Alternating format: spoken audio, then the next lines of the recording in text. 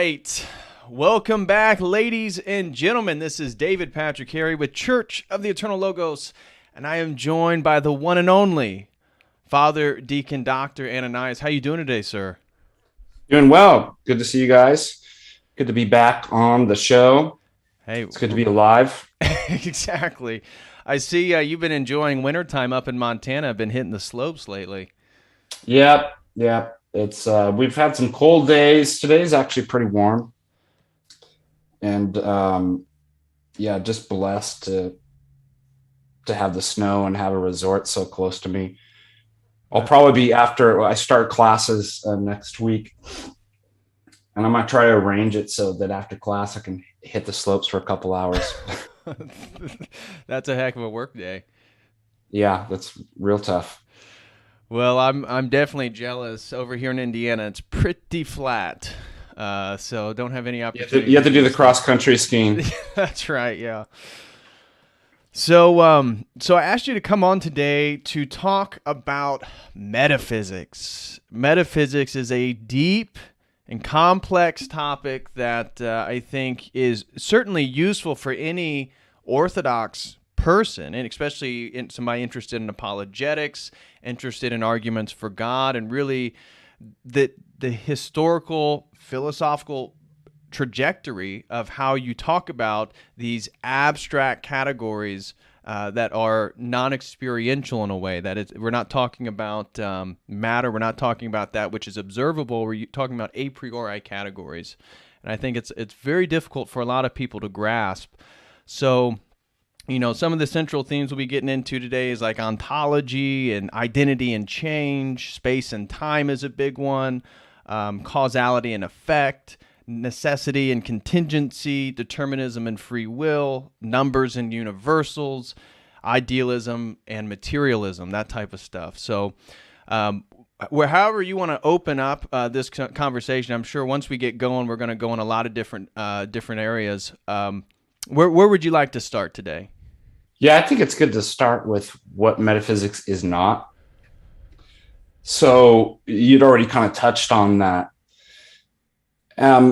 Metaphysics is not the section of the bookstore that you run into with the New Age astrology. By the way, I'll tell you this little joke. It was a true story, but when I was an undergraduate, and obviously I was single, I wasn't married at the time, and for all you guys out there, and I guess the ladies too, I mean, yeah, we kind of have an idealized kind of picture of like what, the man or woman that you would like. And obviously I was into philosophy and theology and different stuff like that. And so I was always thinking, well, it'd be great to find an academic, erudite woman. Those are so hard to find. Yeah. But like you a good Christian academic woman that's into philosophy or some scholarly, that was kind of my thing. And so I used to spend a lot of time going to like Barnes and Noble or Borders and stuff like that. And you get your coffee and you get to walk around, the different sections and read books. And there was this one time where I'm walking over to the philosophy section and there she is. A beautiful girl, and I'm like, I can't believe that's actually what I wanted. A beautiful girl reading philosophy, and it's gonna be so easy. So have you always been into Hegel? Whatever the line is. Like the pickup line would be like so easy. And then you realize that, oh God, she's in the metaphysics section. And she's like, what's your sign? I'm like, my sign is a bumblebee. She's like, that doesn't exist. I'm like, that's not real. I'm like, well, none of it's real. But that was always they would always in Borders or Barnes and Noble put the metaphysics section with all the tarot cards and the occultic stuff and New Age spirituality right next to the philosophy. And I'm like, why, God? Why? And it would drive me crazy. So let's start off by saying that is not what metaphysics is. Right. I don't know exactly how that came about or when, that we started associating the term metaphysics with kind of New Age spiritualism. Maybe you'd probably know better than I would about, but it's drive me crazy ever since I got into philosophy. Right. It's probably part of the sort of, metaphysics really has, until the later half of the 20th century, has been a very pejorative type of thing. We're beyond metaphysics. Yes. Sartre's existentialism really kind of characterizes much of the thought in the of the 20th century, really, until the later half. Quine, for example, and you could explain some of this, really breaking down the distinction between analytic and synthetic, reopens up the possibilities of metaphysics. And so maybe just the pejorative, well, metaphysics is spiritualism, it's the New Age, it's the thing that's just beyond the physical world itself. But metaphysics, as we're going to be discussing today, is a very deep and complex, sophisticated, serious pursuit within philosophy itself.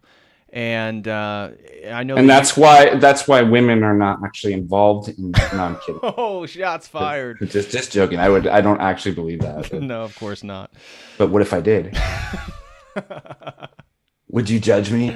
As a good Orthodox, of course not. I would never judge. So yeah, but let's talk about maybe a good where place. This begins. Yeah, maybe let's begin at the beginning. Yeah, Parmenides and so flux and change.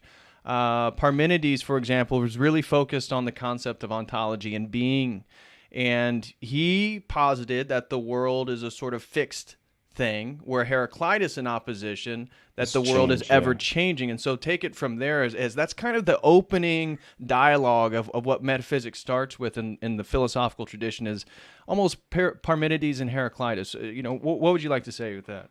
Yeah, we could even define metaphysics is the study or science of first things, the first causes of things. And so those questions come up in the pre-Socratics. So questions about what is everything made of, what underlies everything, what is motion and change? Does it exist? These different things. So they're the deepest kind of questions, aren't they? Yeah. The kind of fundamental structures of all reality and knowing. That's why they call it a science of first things, in the sense of like not first in order of your kind of like knowing and seeing and stuff like that, because you look out and you see, all this empirical stuff on the surface. That's not what metaphysics is. Metaphysics is to then push the question mark down all the way down to first principles, arches, and to, what explains it all? What's behind the scenes, the structures of reality. And that's going to include things exactly like you said about ontology, causality, motion, change, and things like that. And so that's really where it begins. That's what metaphysics. Now, you don't get the term metaphysics, listed or named as metaphysics in the pre-Socratics. I don't think you get that until you get to Aristotle. And you have, I've got my Aristotle book here has to be duct taped. Wow. Yeah. You ever use that thing or? Yeah, look at that, dude. Nobody has done Aristotle like justice like me. Look at this, all my notes, dude. Unless your book is falling apart and you have to duct tape it, you have not read Aristotle. Oh my God. Yeah, I could throw it away, but then all the evidence that I've actually studied Aristotle would be thrown out the window. So Aristotle wrote the physics, right? Physis, right? Nature, in which you're looking at motion and change in the physical world, right? And he writes 14, let's see, I think there's 14, I can't remember how many books are in there. I know there's 14 books in the metaphysics, but metaphysics, it's not a very creative title. It's ta meta ta physika, right? Mm-hmm. After the physical considerations in Greek. So it's like, hey, I finished my book, The Physics. What's your next album going to be? Aftermath. Call it Aftermath, right? This is playing up Dr. Dre, right? Like, what's your next label going to be called? Metaphysic, fool. It's just after the physics is the... So all those things, kind of like we were talking about, that beyond the physical considerations of motion and change and things like that, what is more fundamental? What becomes ontologically prior to that is kind of first things would be what we'd classify metaphysics. So historically, that's where we actually get the term metaphysics is with Aristotle, even though, as you'd mentioned, that the pre-Socratics are engaged in metaphysics. Right. Anyways, I'll stop there. Ask any questions if... No, that's great. So is it fair enough then to say that even though Parmenides and Heraclitus certainly would never characterize what they're doing as metaphysical, and in fact Aristotle doesn't use that term. It's the whoever described his books titled it metaphysics.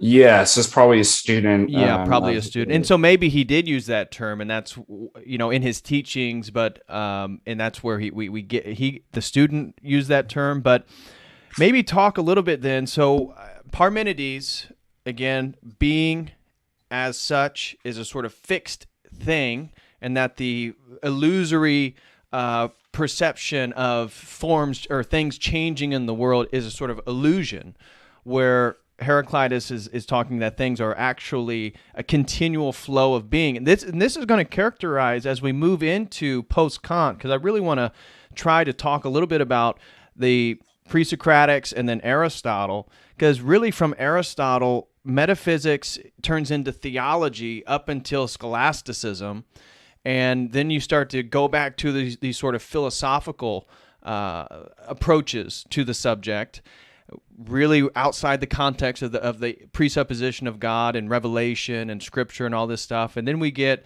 Descartes, where we really have this score, what is the absolute, skepticism? What is the thing that I cannot be skeptical about? And therefore we get the cogito ergo sum. And this is a new approach to metaphysics, and that leads eventually into Kant. Of course, we have Spinoza and Leibniz before him. And then with Kant and his a priori, a posteriori, synthetic, that this whole debate between the one or the other, he kind of brings German idealism into existence.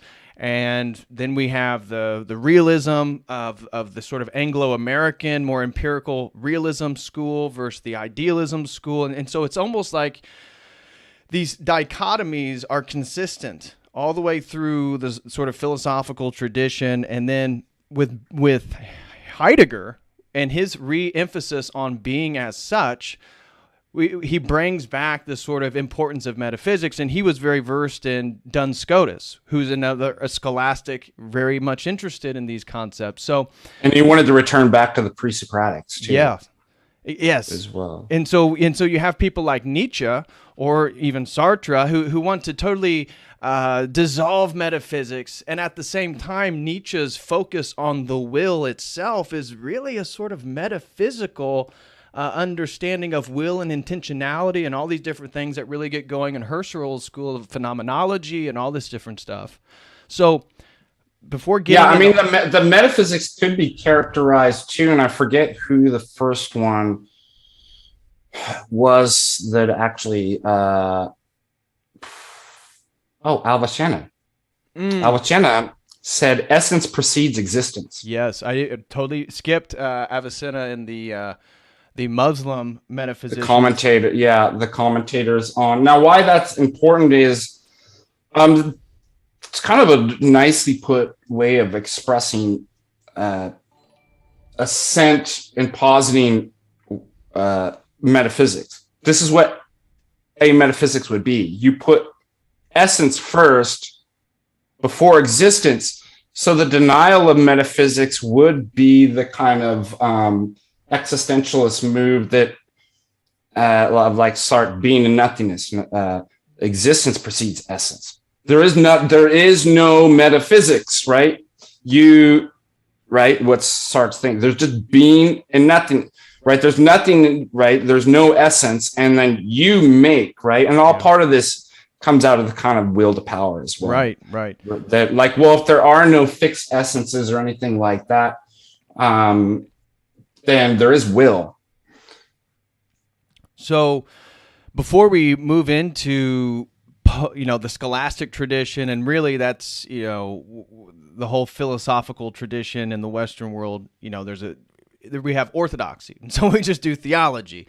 But before that, after the schism, what is the metaphysics of, what is he interested? What's Aristotle trying to bring out of some of the pre-Socratics and of that Greek philosophical tradition, and talking about metaphysics per se? What is he interested in?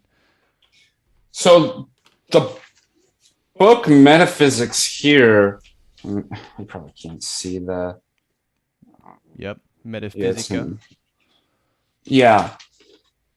Let's see. There are 14 books, so it's correct in that. I see, I at least remember something from here. It really is a science. What's the subject matter? So when we talk about a science, right?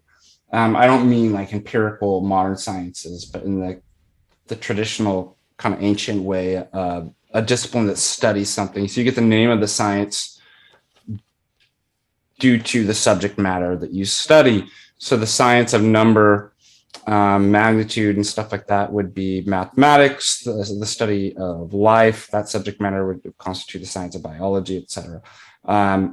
Well, what if your subject matter is being qua being? That word is we used to like to joke, Aristotelian mating call. Qua. No, it means they use it so much, like Aristotelians use it so much that you think that it would be a mating call, right?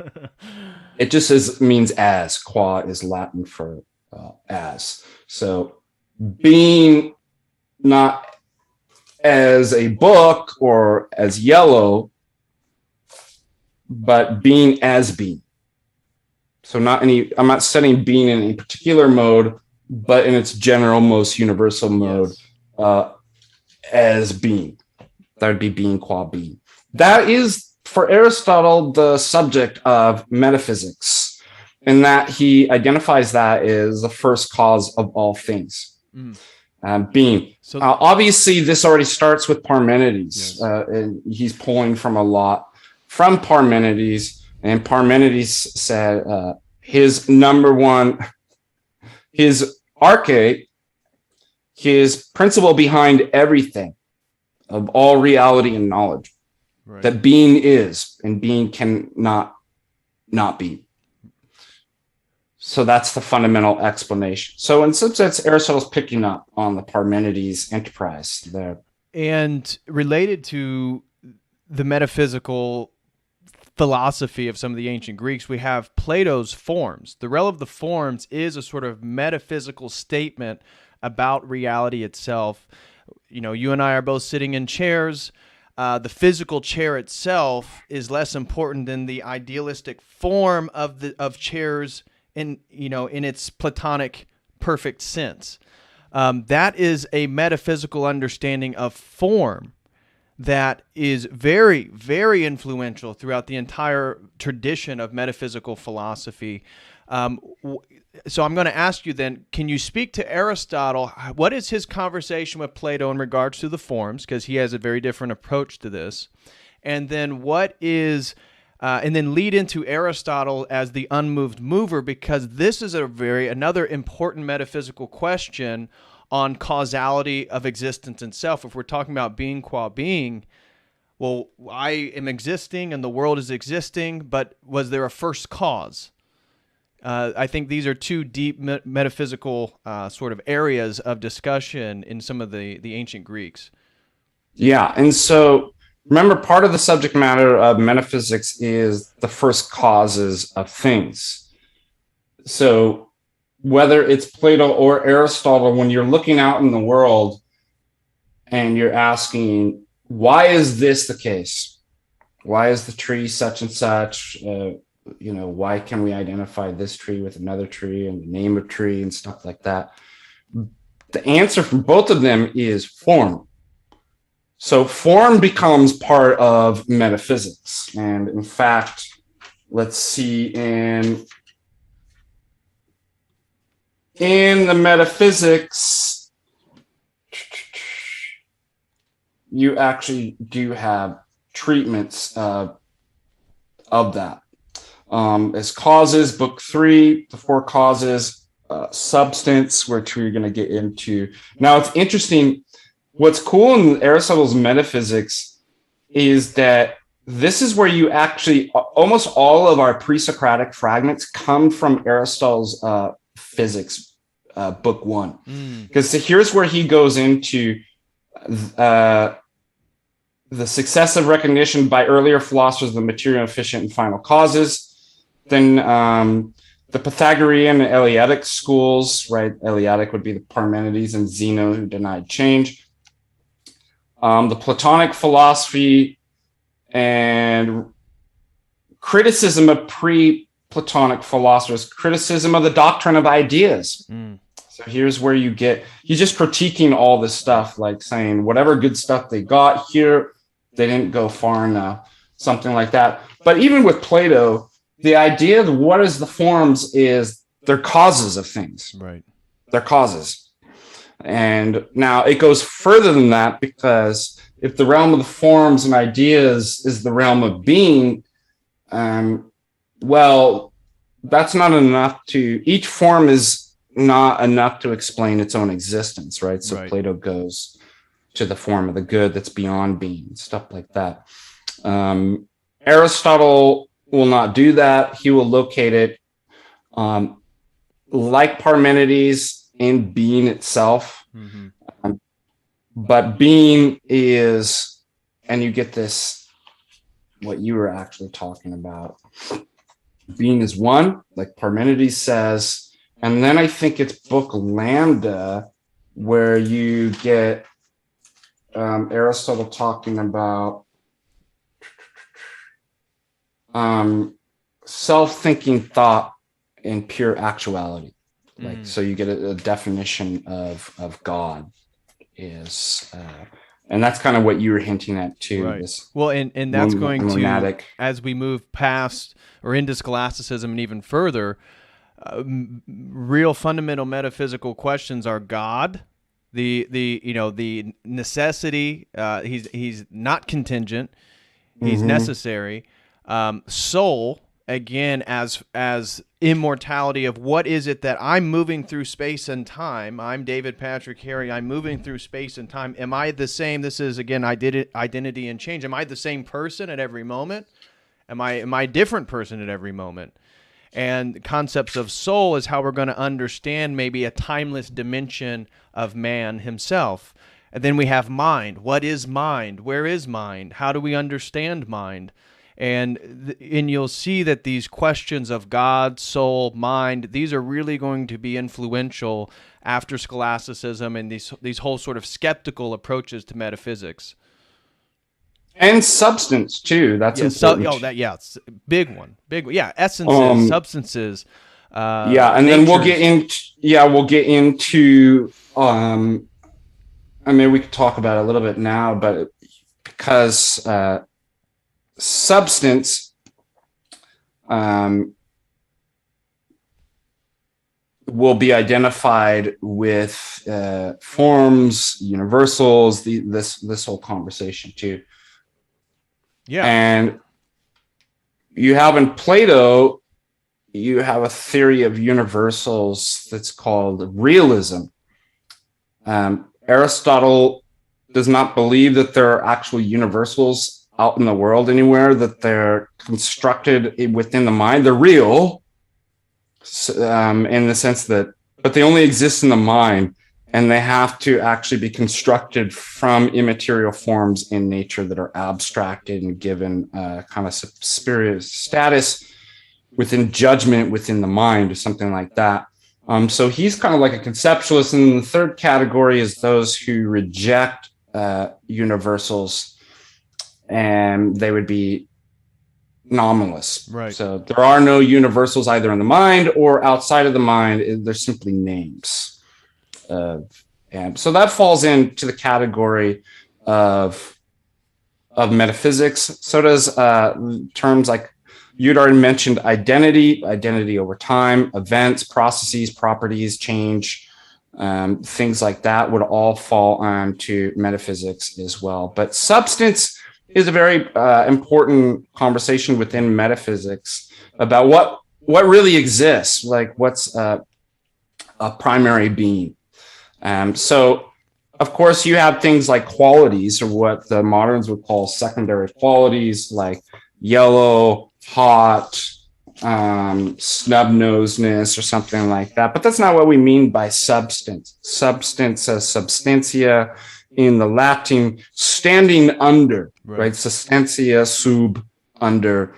And, there's the things that adhere in, and there are the things that is the real thing in which things adhere, other things adhere in.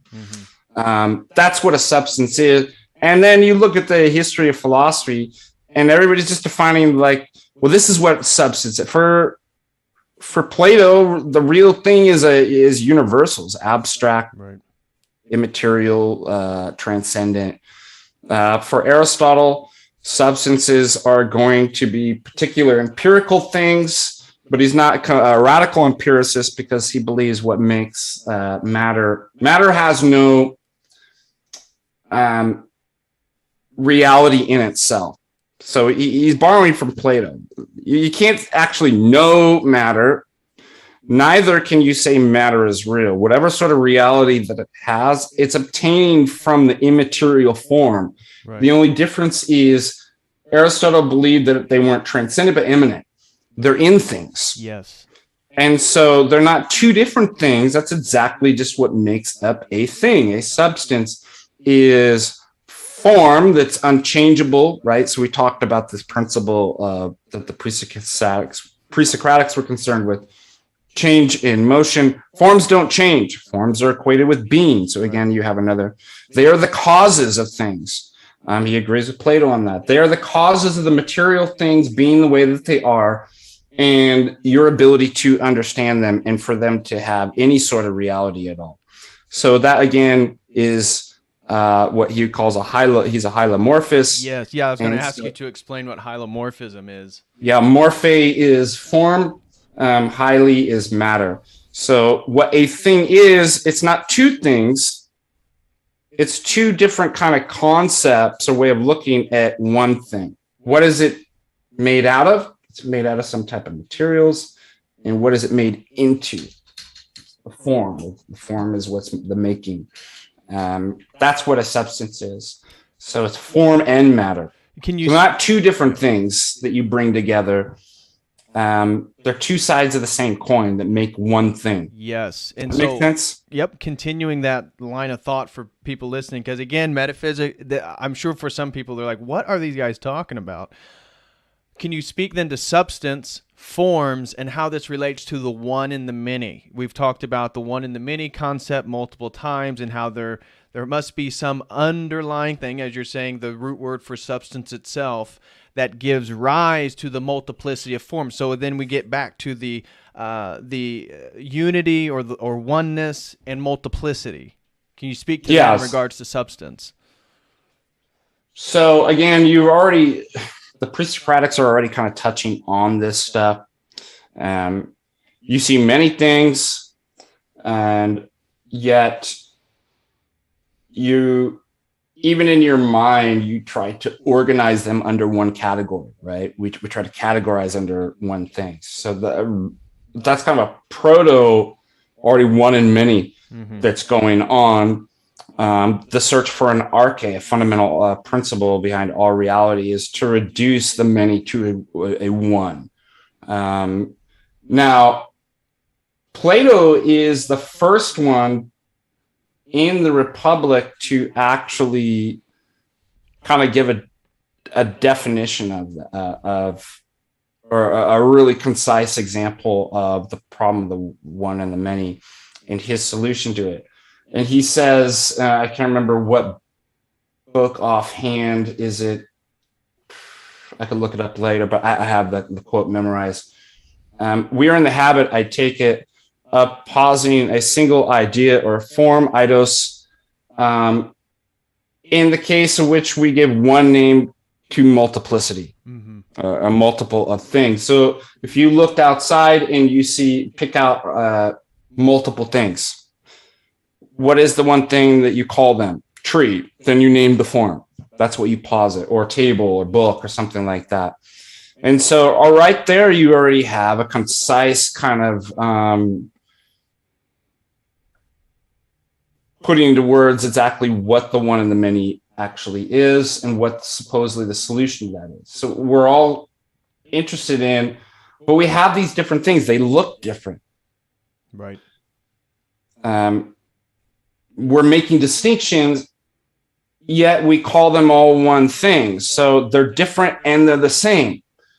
Well, I need an explanation, a philosophical and metaphysical explanation of how can I say that they're different and how can I say that they're one? Now, as Patrick, as you know, and you do in your videos, this is really important when it comes to apologetics and worldviews too. If you don't get this stuff sorted out, what happens? You get monism, right? Where it's all an illusion. It's all just collapsed into one. There are no distinctions. And if you follow those principles through, then you end up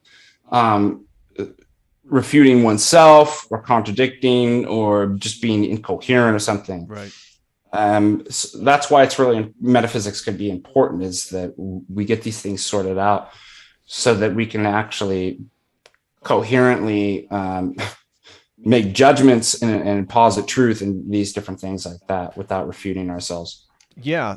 So in regard to that skepticism, as you're talking about with your example of trees, that there's a multiplicity of trees out in the world, but we're using a single term, a single category to talk about treeness of all these different trees. Now, this is obviously a bridge of contention that some people, the more skeptical minded, will say, no, I'm seeing all these different kinds of things. And how are you telling me? Because you can't empirically show me how they're all trees, because I can also, I could show how they're all different. And so then you get into these categories we're using and this really gets into concepts of mind, of how is it that we're making truth claims about singularity or substance when my empirical experience of the world itself says these things are different. Mm-hmm. And so that's what metaphysics is to ask a first things first. Well, if you're saying they're different or the same, you have to give an account for them. And it better be coherent and not self-refuting. So that's what metaphysics is attempting to do. So what Plato and Aristotle would say is that what makes these things the same, even though they're different, is they share in one form, the form of tree. Now, how they explicate why is one look different than the other or something like that, they'll have different explanations or something like that. Mm-hmm. But you see that they're appealing to something that's objective in both cases, even though they might part ways on exactly the ontological status and location of forms and universals. They're both objectivist, meaning those things exist, forms do, independent of the mind. Yes. And so I better get my mind corresponding with reality rather than, it's just my mind makes up these things. And again, this is going to be part of the problem in modernity when there's an abolition of objective forms, then everything is mind dependent. in one sense, as far as this is where you kind of get the nominalism and different stuff like that, that they're going to have a really hard time actually. It's dependent upon the mind, the kind of categories and stuff like that, as far as, because there's nothing really out there to actually either make distinctions of difference or unity. Right. And this is where Kant is going to talk about these a priori categories, such as space and time. So space and time, most people don't question the existence of these things. They think these are objective things outside in reality that is totally independent of my mind. But somebody like a Kant, he's going to make the criticism, no, things like space and time are actually mental categories for experience itself, that you can't have experience, you can't occupy this sort of rational being without having these a priori categories of space and time. And so this is also part of a metaphysical debate on what is the reality of space and time. Are they out there in the world, or are they totally substantiated inside my own mind? Yeah, exactly. So let me just look in the metaphysics too, because Kant's pulling a lot from what Aristotle's done too, but part of your metaphysical consideration would be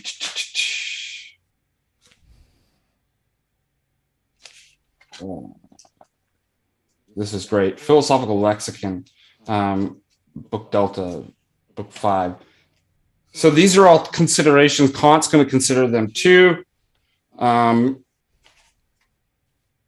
different ways, but this is what metaphysics would consider: beginning, cause, element, nature, necessary, right? You already talked about necessity versus contingency. One and the many, chapter 6. Being, substance, the same, other, different, like, unlike, chapter 9. Opposite, contrary, in other species and in the same species. Prior, posterior. Potency, capable, incapacity, possible, impossible, 12. Quantum, 13. Look at that. Aristotle already come up with quantum theory, guys.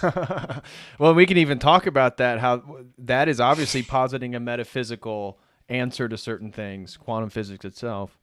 I think quantum is he just means no, I know that. I meant modern quantum physics. Yeah, exactly. No, it's just all a rehashing of the quality, relative, complete, limit, virtue, disposition, habit, affection, privation, from, part, whole, total. All these things are going to be part of metaphysics. These are kind of like, these are mental categories. Yes. Now, there might also be extra mental categories as well. But you see that Kant actually has not 10 categories, but 12. Yep. All subsumed under space and time, which you can reference in his Transcendental Aesthetic. Yes. And the critique of pure reason. Right. And can you speak then how, as we're kind of, I would like to move kind of chronologically, how does orthodoxy? By the way, did we get to the whole God? Did you have a question about the ancient Greeks kind of monadic God or something like that? I'm trying to remember. I don't mean to cut you off. But. I think we were talking about monism, but which is kind of so again, go where you want to go. Maybe this is a good bridge into orthodoxy, because what I'd like to do then is talk about some of these metaphysical questions and how some of the early church fathers, how orthodox theology itself is answering things like substance or essence, where these forms come from. So again, as Orthodox, we have an understanding for Plato, the forms, the realm of the ideas, the pure idealistic realm is also a demiurge. Somehow it's created. It itself isn't, it is eternal, but it's created by the pure good.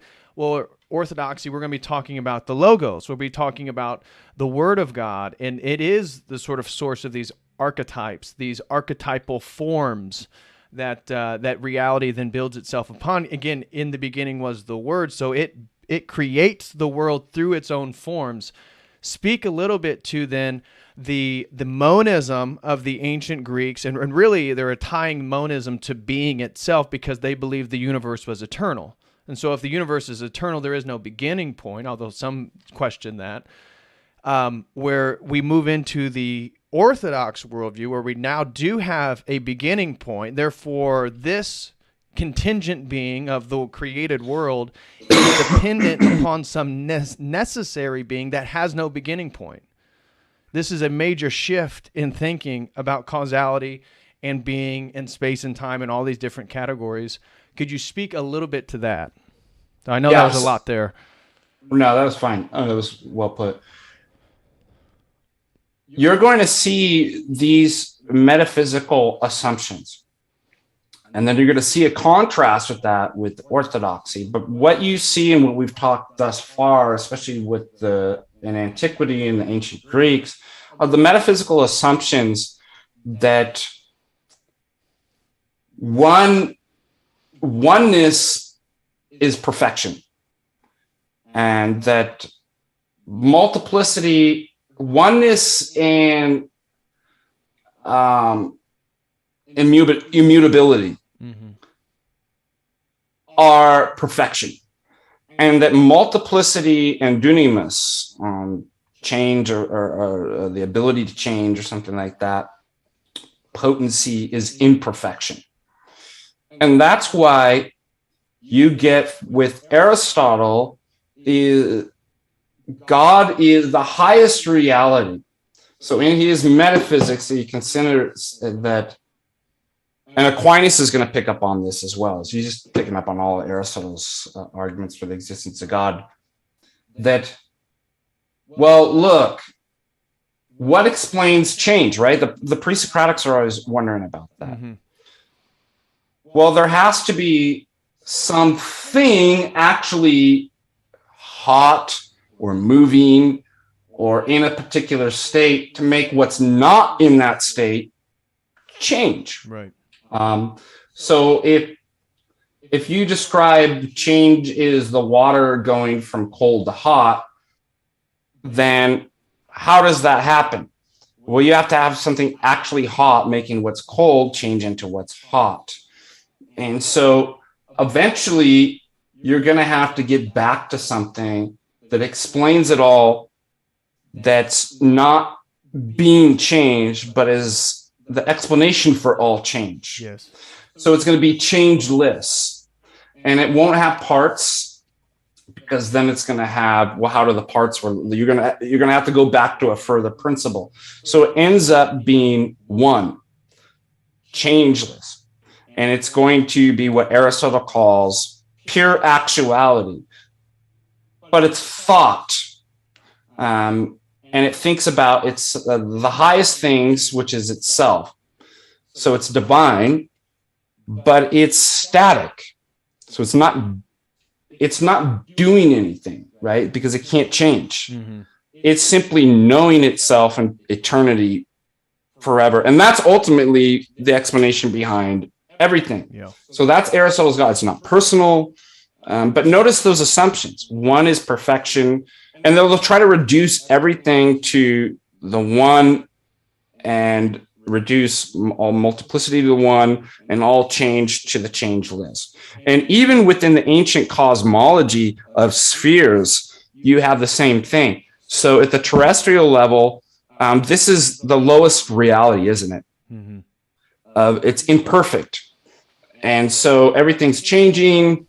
But if you go up into the first heaven, right, I guess that would be the ether or something like that. You get out of the atmosphere. Well, things are changing, but not as fast as things here. And then the second heaven and the third heaven, where you have the different planets, right, spheres.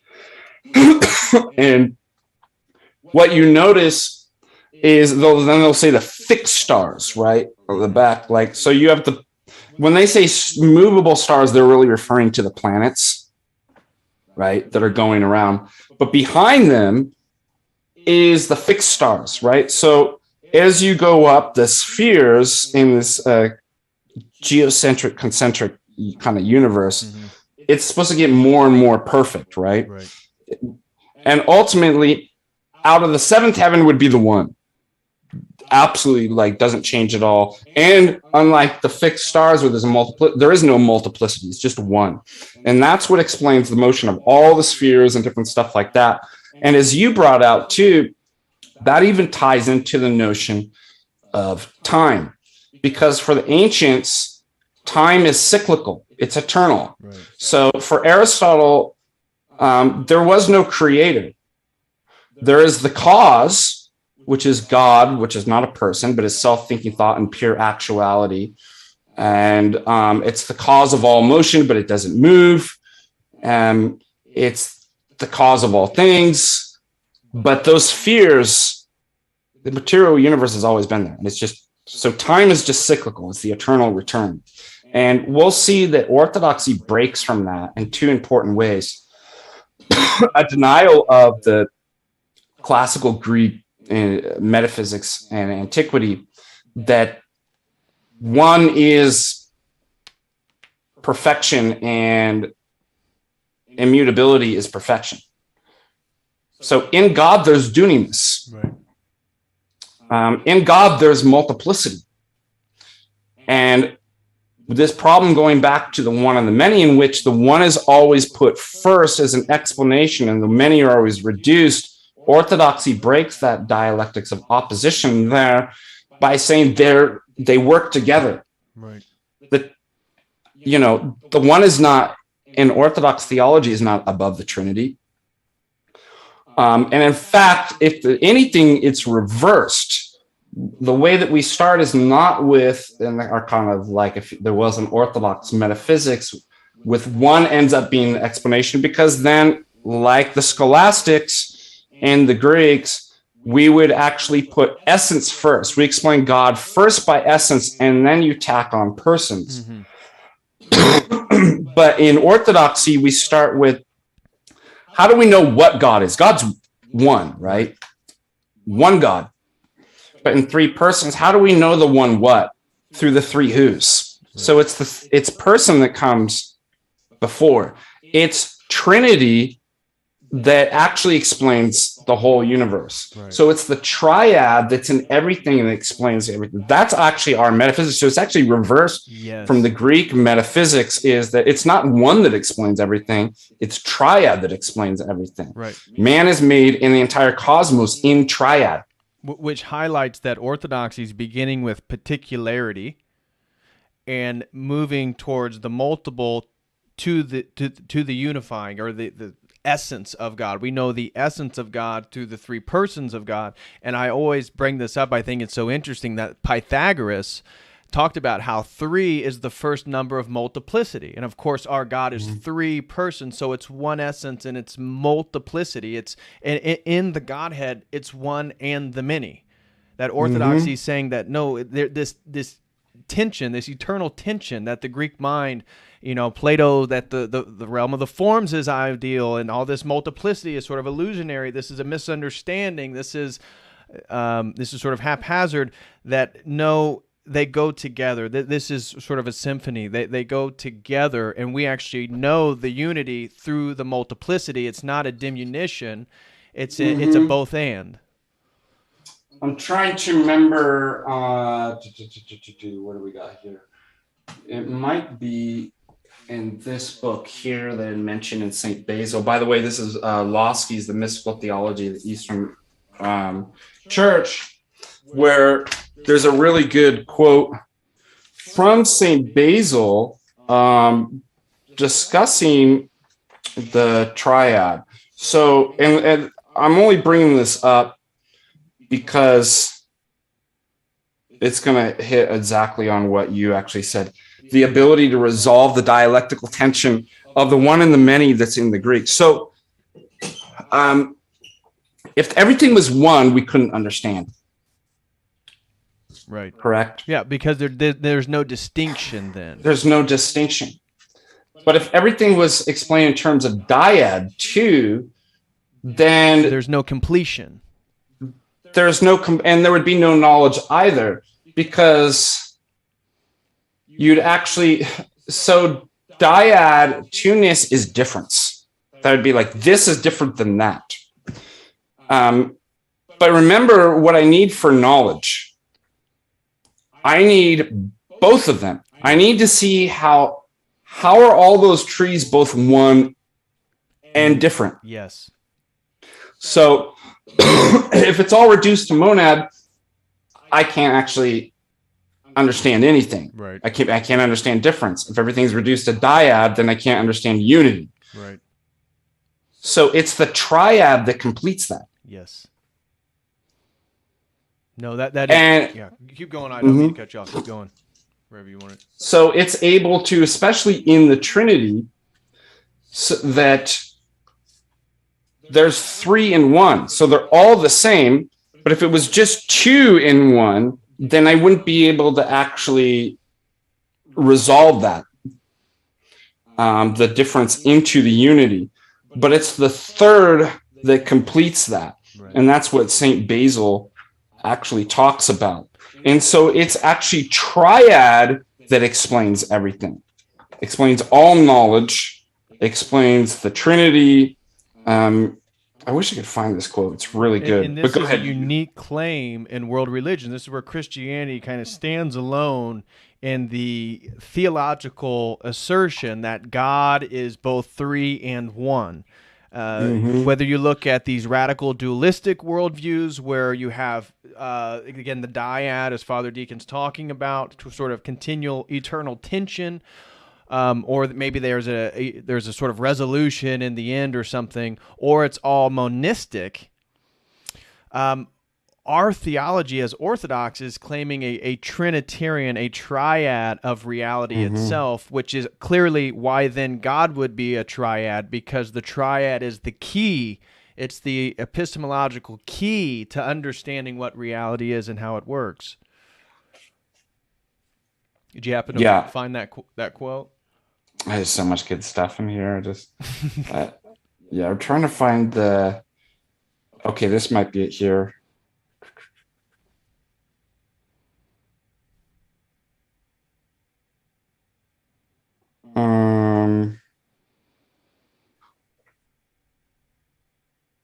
I'm not finding it. Oh, maybe it's right here. Hold on.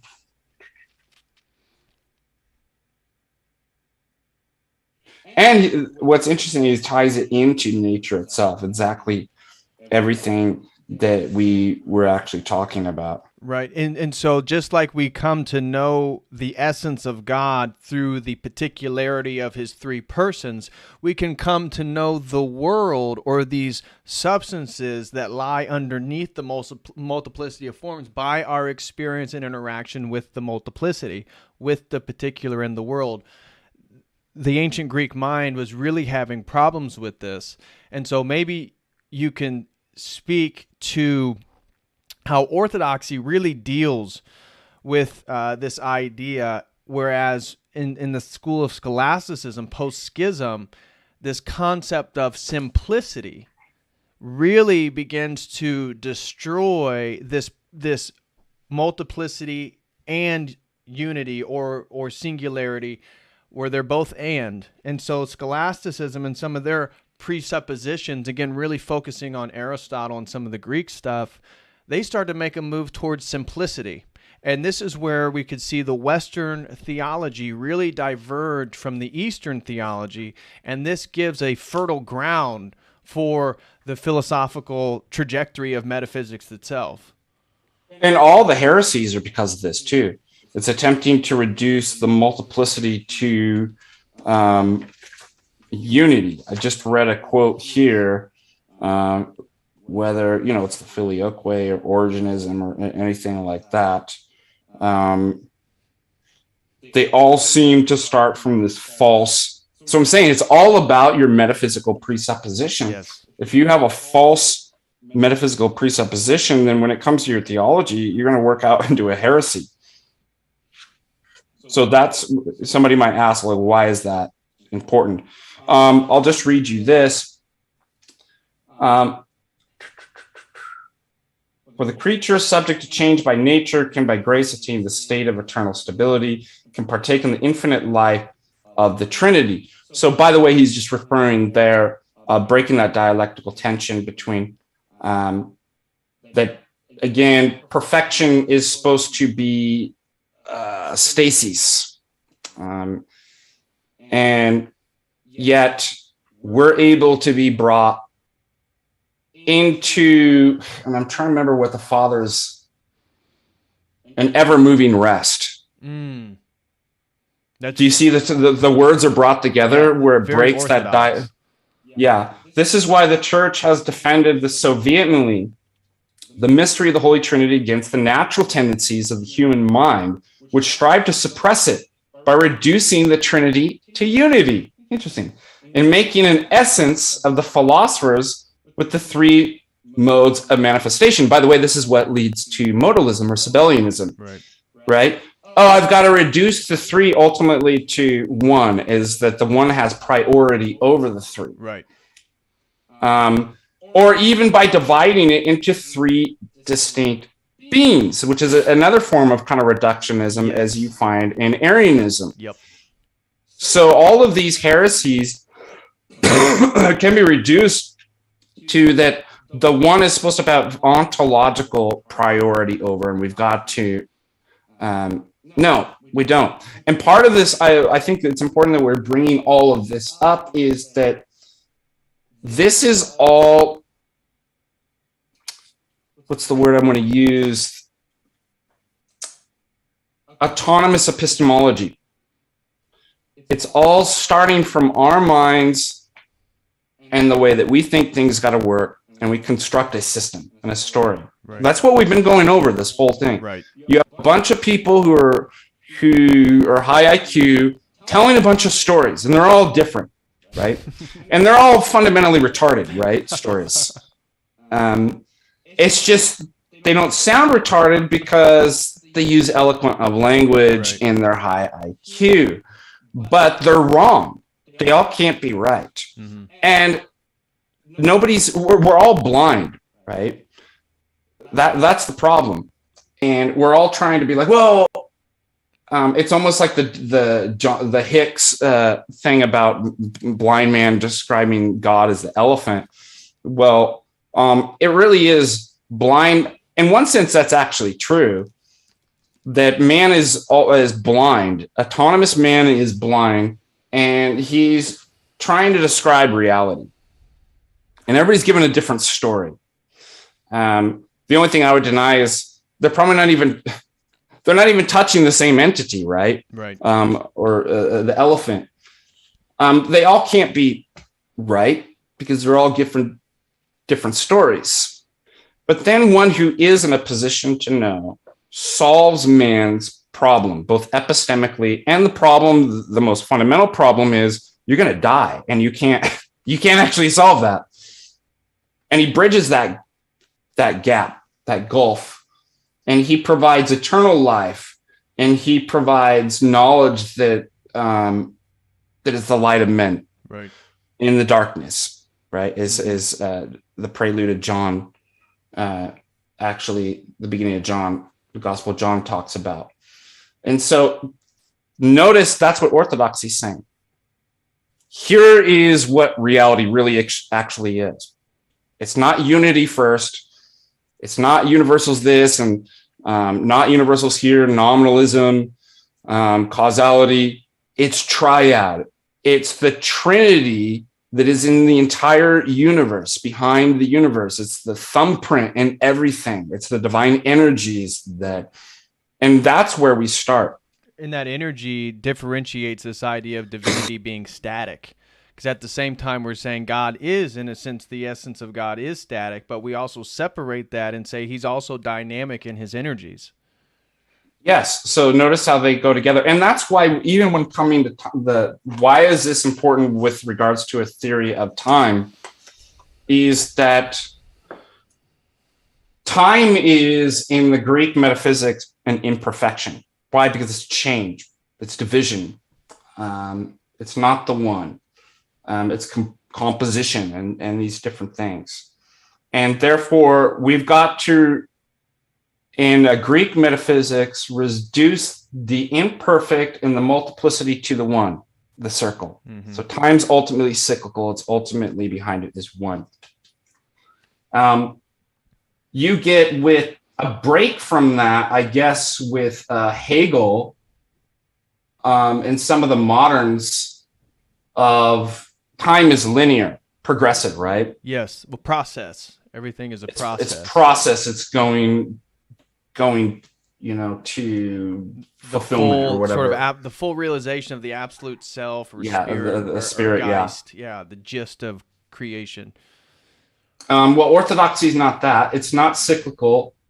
It's not linear. So those two themselves are, and these are not devil horns. I know somebody's going to. Okay, two. Just, I know somebody's going to be like, exposed. Father Deacon using devil horns. Not devil horns, just two fingers. Those are dialectics. Right. Well, it's either cyclical or it's linear. But orthodoxy is eschatological.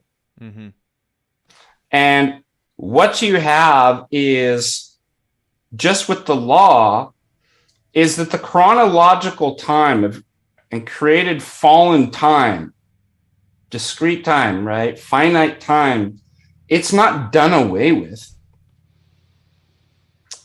It's made new. That the infinite and the finite come together. They come together in the liturgy and they come together in the eschaton as well. The law is not abolished. It's made new.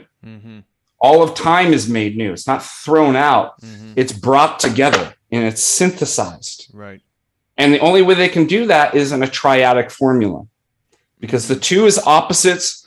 The one can't explain distinctions. And so both eternity and finite world, God and man themselves, are brought together in the triadic formula. And only do you get that in the revealed metaphysics of orthodoxy. Right. So getting back to that sort of the cyclicalness of time versus the linear stuff, again, orthodoxy is always both and so there's a beginning point to creation and there's an end point to creation. And the Alpha and Omega, Christ, when he comes at the second time, it's also we enter into eternity. And so it's both eternal, cyclical, if you will, and also linear in that there's a beginning, a middle point, and an end point. And that's a good way to put it, is that completing that dialectics. So St. Maximus says the beginning and the end come together. Yeah. Right. I think you find that in the cosmic mystery of Jesus Christ. Right here. You'll find that where he talks about, but is it simply cyclical? No, the cyclical can't plan. Well, there is a linear progress, right? We're going somewhere. We're going to the end. But it's not just that. The both are brought together because they're both subsumed under an eschatological notion of time. Yes.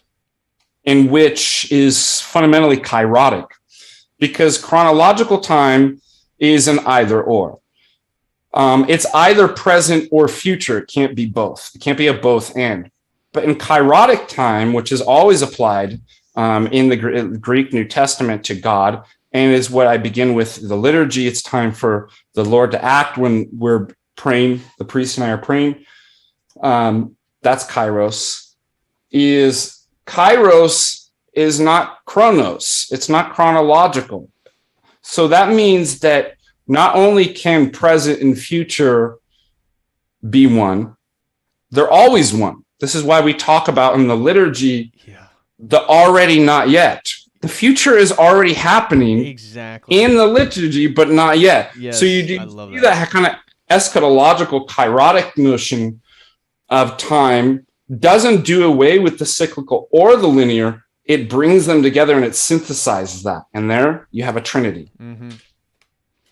So moving from there, let's move forward in history, that we see then the Duns Scotuses of the world, the Thomas Aquinas, the William of Ockham, that the scholastic tradition then posits actus purus or pure simplicity and really moves away from this theology of the Orthodox Church, which was established by the Church Fathers, Cappadocians, as you mentioned, Father Saint Basil. So can you lay out then maybe some of the problems of the metaphysics of the scholastics, which give rise to really Descartes questioning that whole project itself and really developing the cogito ergo sum, this dualism and this focus on thought, which is really going to lead into Spinoza and Leibniz and then eventually Kant. So speak a little bit to scholasticism, their philosophical project, how that differentiates from orthodoxy and sets a sort of fertile ground for what's going to follow in history. Yeah, and I think the fundamental problem can be traced to a theonomous epistemology. I'm trying to do it on my own, apart from divine revelation. I'll just read you something real quick from what I wrote. Let's see. I think it's here. What in the world? I want it to open because it's a quote from Tristan Engelhardt. Let's see.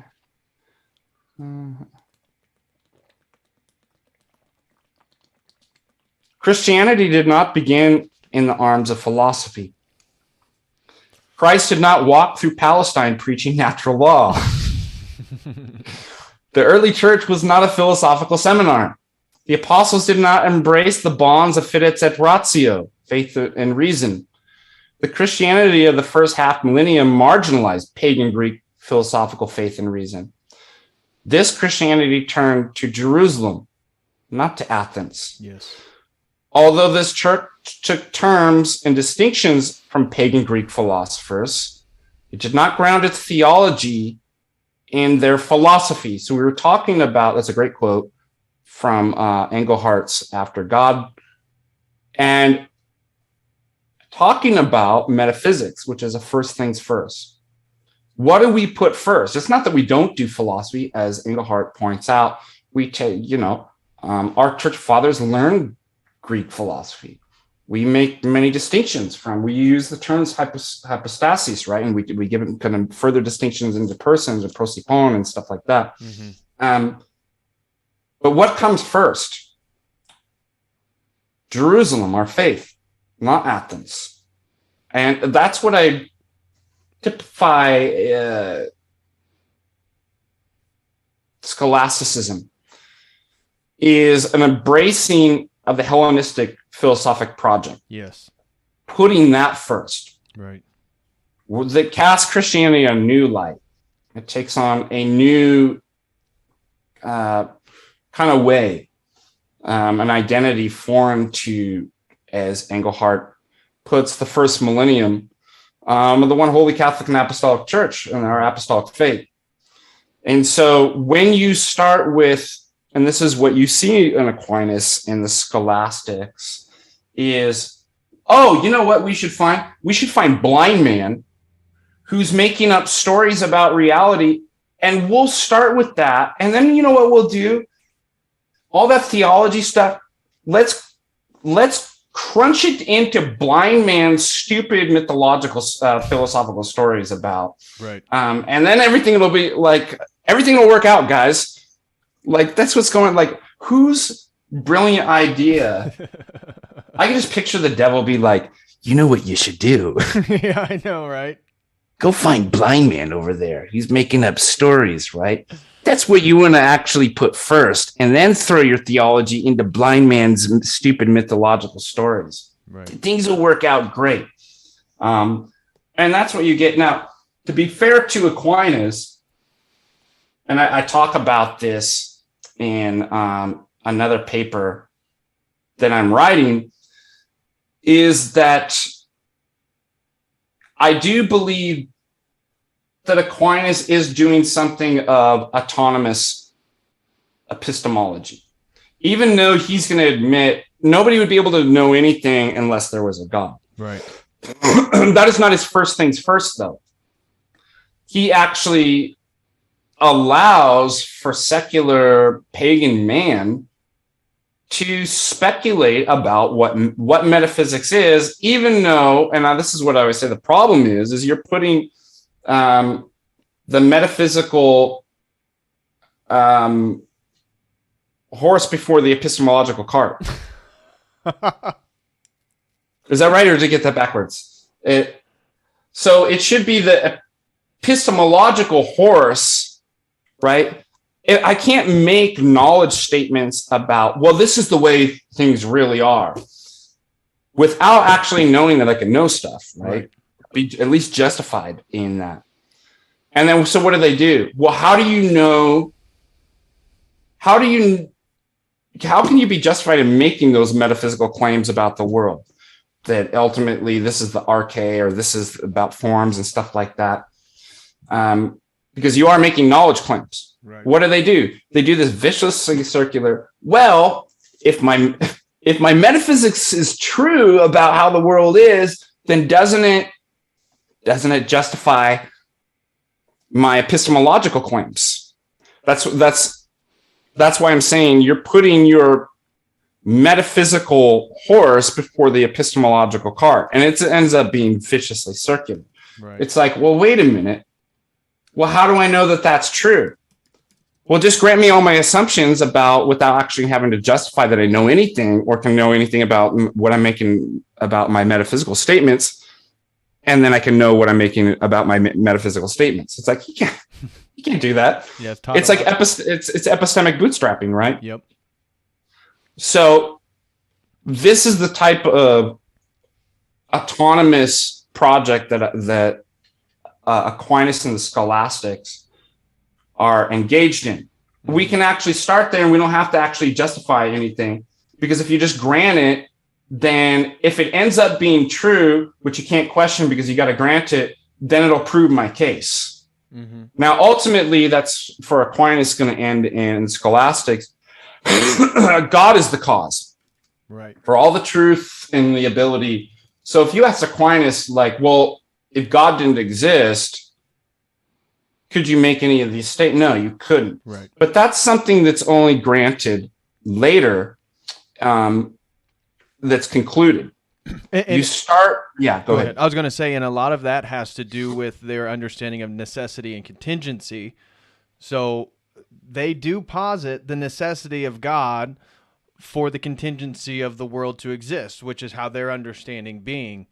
But this process, and when they begin to, as Aristotle, associate actus purus, pure act, to the essence of God, and really simplify God, they create a chasm. As in the Orthodox, we have this triadic theology where we can engage with his energies. We directly engage with God. Their focus on all this dialectical Hellenic philosophy then posits the simplicity of the essence of God, creates a chasm for, can I actually directly engage with God? And the answer is no, I only engage with an analogy.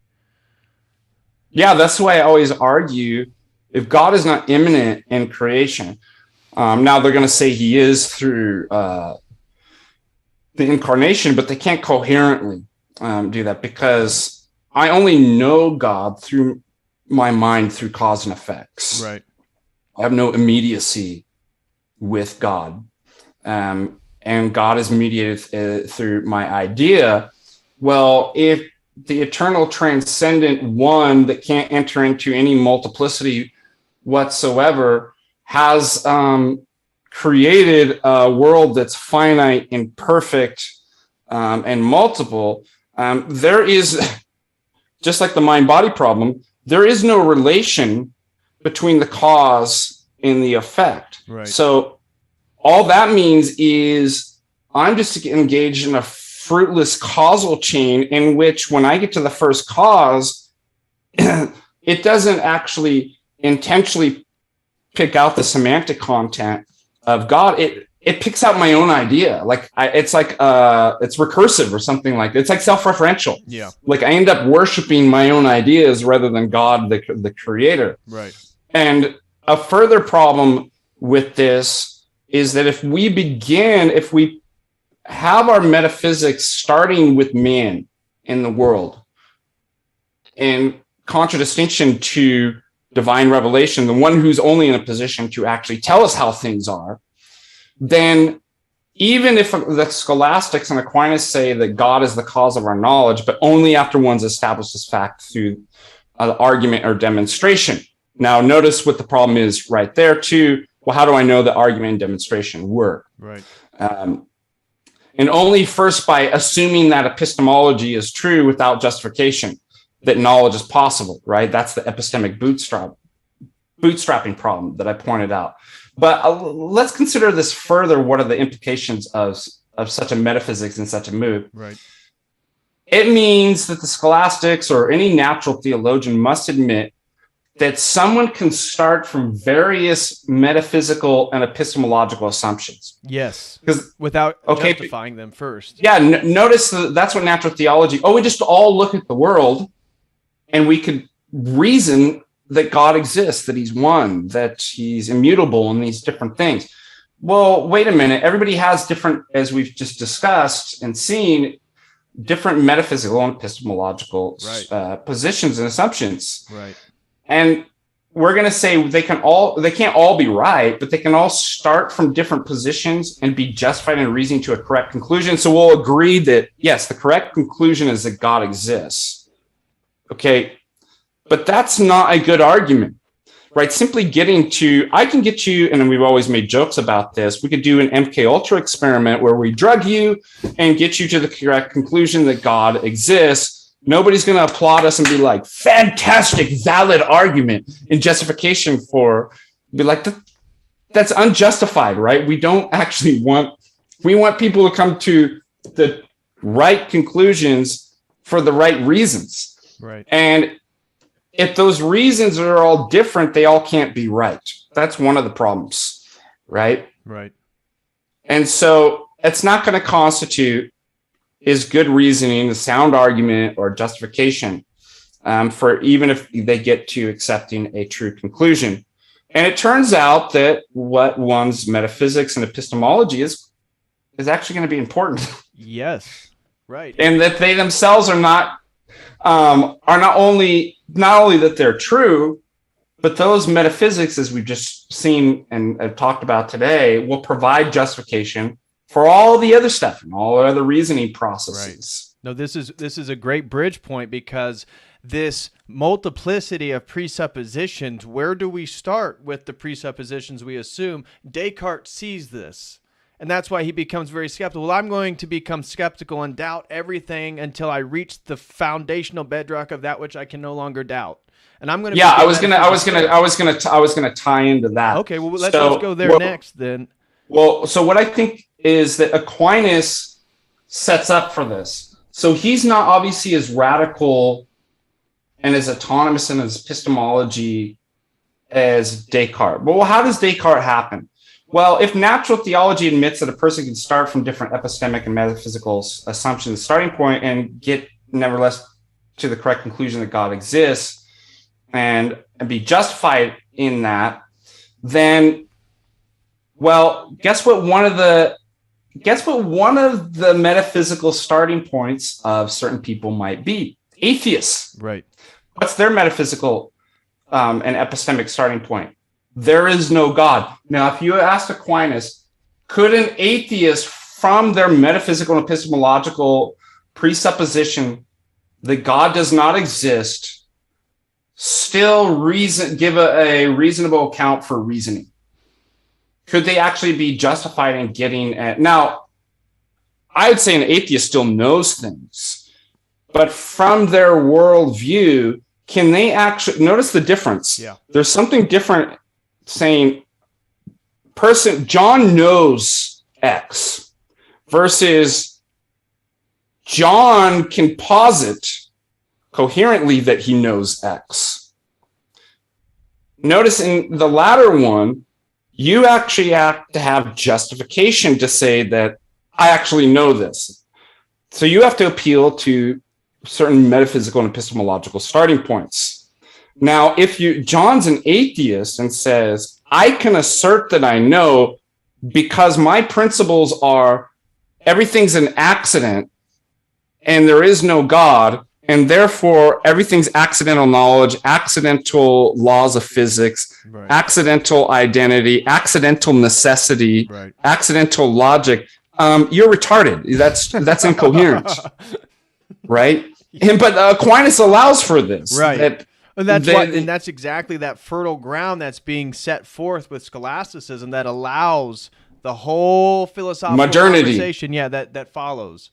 So if that's possible, I mean, are you surprised that once modern man rejects objective essences and casts everything into doubt, that he believes in his pretended autonomy, that he can construct a Tower of Babel on his own and get to make heaven himself, and make himself God?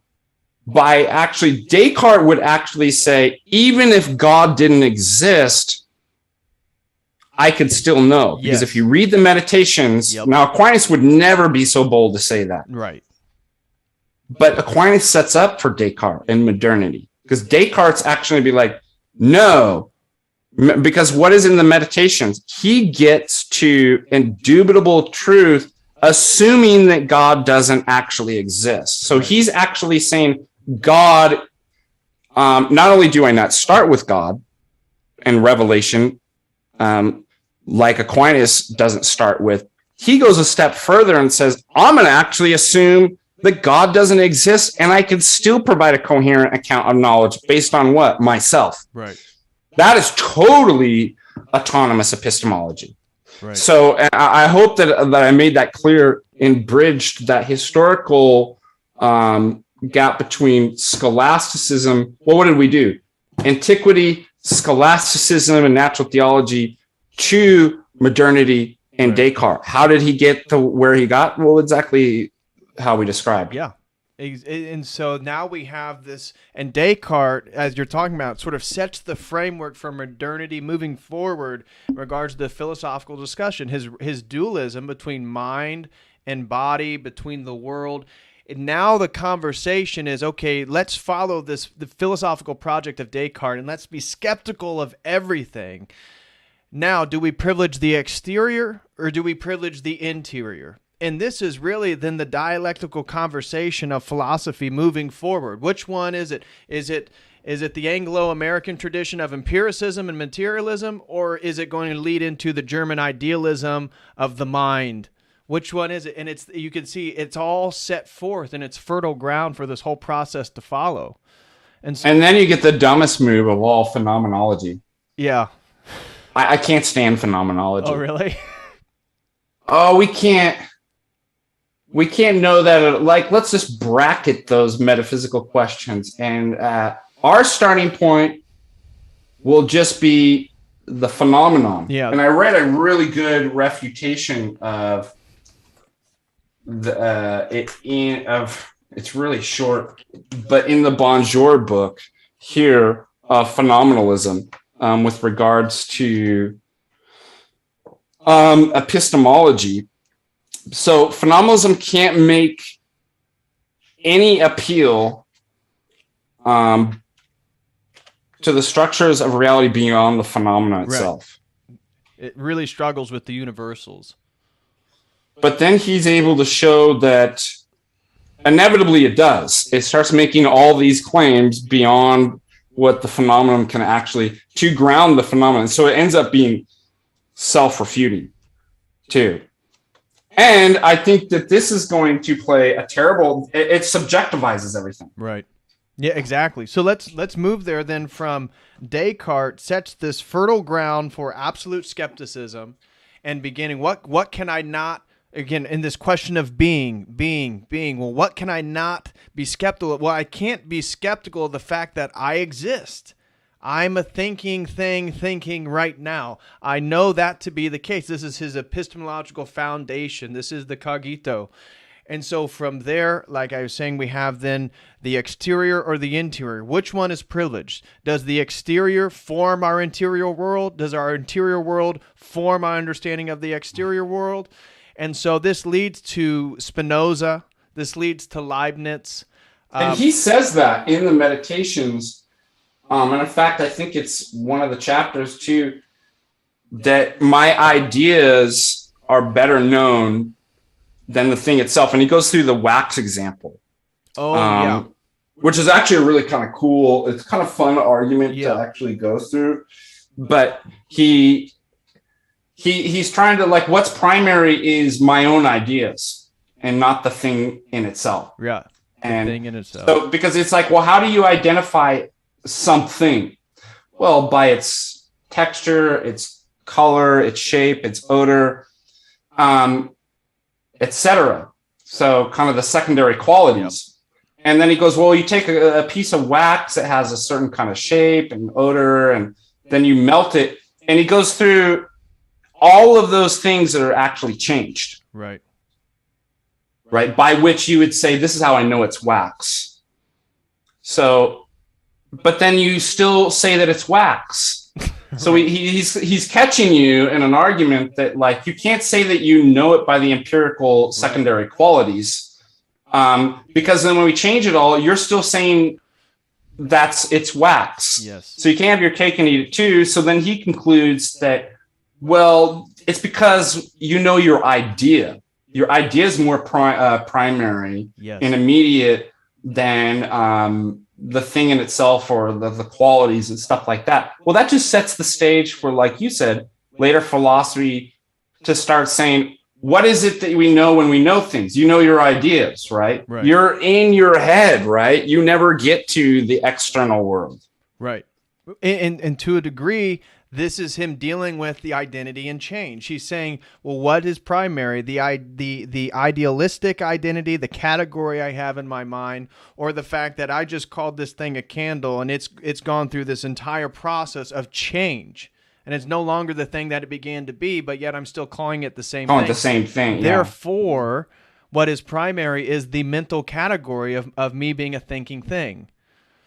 And so this leads to the monistic worldviews of Spinoza and Leibniz, and Leibniz's monadology and all this different stuff. And then let's get into Kant, because Kant is really a central fixture in this whole trajectory of metaphysics, where he brings in he calls it his Copernican revolution. So Copernicus moves us from man or earth towards the sun, and Kant is trying to say, well, my Copernican revolution is changing it from the object back to the self.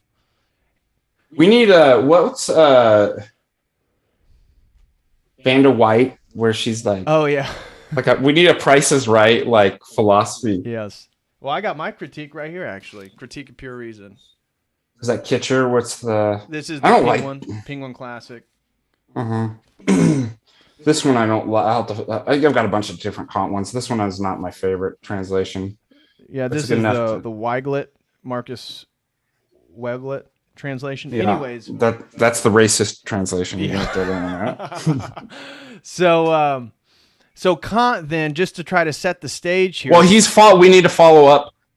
We need to set the stage because it's Hume that takes that. Yeah. Oh, yes. Let's get into let's say Hume, because that's who Kant's responding. Because Hume is taking the opposite end of what Descartes just did. Yeah, and Kant says Hume woke me up from my dogmatic slumber. Yes. So explain to the people. So well, he just follows it out that well, if there are no essences out there, there's nothing objective.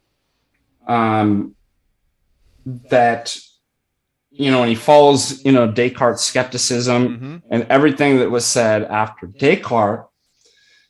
Then he's basically saying, well, if all you are restricted to the empirical sensible world, there is no causality. You don't sense causality. Yes. So Hume questions causality itself, and he's positing a more materialistic worldview. So he's going the opposite end of Descartes, and then he's questioning causality itself. This is confounding a lot of people. This is a major move in this philosophy. And I think he might be the first one to kind of explicate the notion of I'm trying to like kind of a priori truths. And I'm trying to remember exactly the phrase that he uses. There's matters of sense, and then there's is it called matters of fact? I can't remember. There's things that would be just definitionally true. The whole's greater than the part. So he's already starting to get into this kind of analytic a priori stuff like that. Yes. And then there's empirical stuff that object A it falls faster or is heavier than object B or something like that. And I think what he's able to show is that, well, your analytic a priori statements about like that's just kind of the meaning of the terms. I mean, that's not really knowledge because it doesn't correspond to anything. Right. Right. It's because that's the problem that you've got. You already pointed out, like, how does my mind correspond to reality? Right. So I'm going to have to go back to the empiricism that I got to ground my categories in reality. But the problem is, if it all is grounded or begins with sense impression and sense experience, I can't know anything. All these things are just assumptions. I don't experience causality. I don't experience identity over time and these different things. So they're these kind of just mental like fictions and stuff like that. And so you're left in utter skepticism that the future will be like the past, etc. Right. And so that was what Kant says, Hume woke me up from my dogmatic slumber. Because if what the predecessors said was true, then Hume is right. And Kant had never thought about that. He was sleeping. And he was committed to the kind of dogmatism of the predecessors, is what he was saying. Yeah. And then so he understands that, oh my gosh, he's right. That means there would be no knowledge, because knowledge requires causality. What did we see in the metaphysics? We're talking about causality. Mm-hmm. We're talking about identity. If I can't justify those or secure those in any way, then I can't have any knowledge. And what's worse, or maybe not worse, it's on equal footing, I can't have science. Science requires causality, cause and effect. So I can't establish that. So that was enough to wake up Immanuel Kant. Yeah. Well, and let's also mention regarding to Hume, so we also have the Copernican revolution, and then we have Newton. And so we have a new understanding of physics themselves, where people are now beginning to believe that the world is just a series of billiard balls going around and bumping into itself, and this is the world. And yeah, that's what Descartes established. Yeah. Like abolition of essences, and then everything's mechanized. Mm-hmm. So it's now just forces, and you get this in Francis Bacon as well, and the scientific method and the Novum Organum, that it's just forces now. So yeah, Newton comes in, but in order for that to be forces and vectors and masses and stuff like that, objects acting on other objects requires causality. And Newton, who was a contemporary Kant, Kant realized the threat that Hume presented. Oh my gosh, we can't establish causality, then there goes science. There goes my boy Newton and his mathematical on the Principia and all physics. So he had to basically save that. Right. And one upshot of Kant is he actually does try to synthesize the dialectics. He's a transcendental idealist. What's the other? An empirical rationalist, right? He's trying to bring the two worlds together. Well, let's get into that. So I wanted, because this leads into phenomenology, and what are they studying? Well, they're studying this dialectic created by Kant, and that he's fusing in his transcendental method.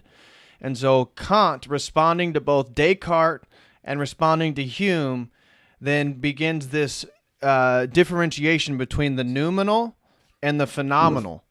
And so the world out there in and of itself is, there's all these things happening. Look out your window. The world is happening. There's tons of phenomenal occurrences.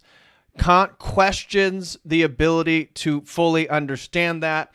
In a way, again, this is where Hume was bringing him out of his sort of philosophical slumber. He questions, can we actually know the world out there in and of itself? He would say no.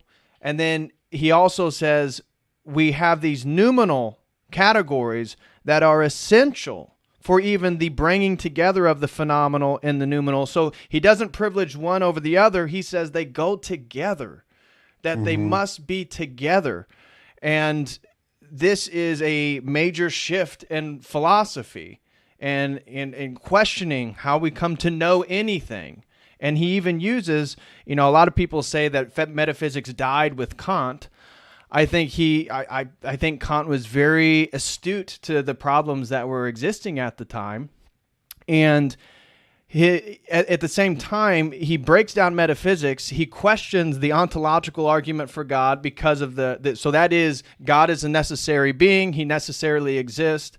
The cosmological argument that then the cosmos or the creation is contingent upon the necessity of the creator, which then leads to the teleological argument. Back in scholasticism, those are the three main apologetic arguments: the ontological, the cosmological, and the teleological.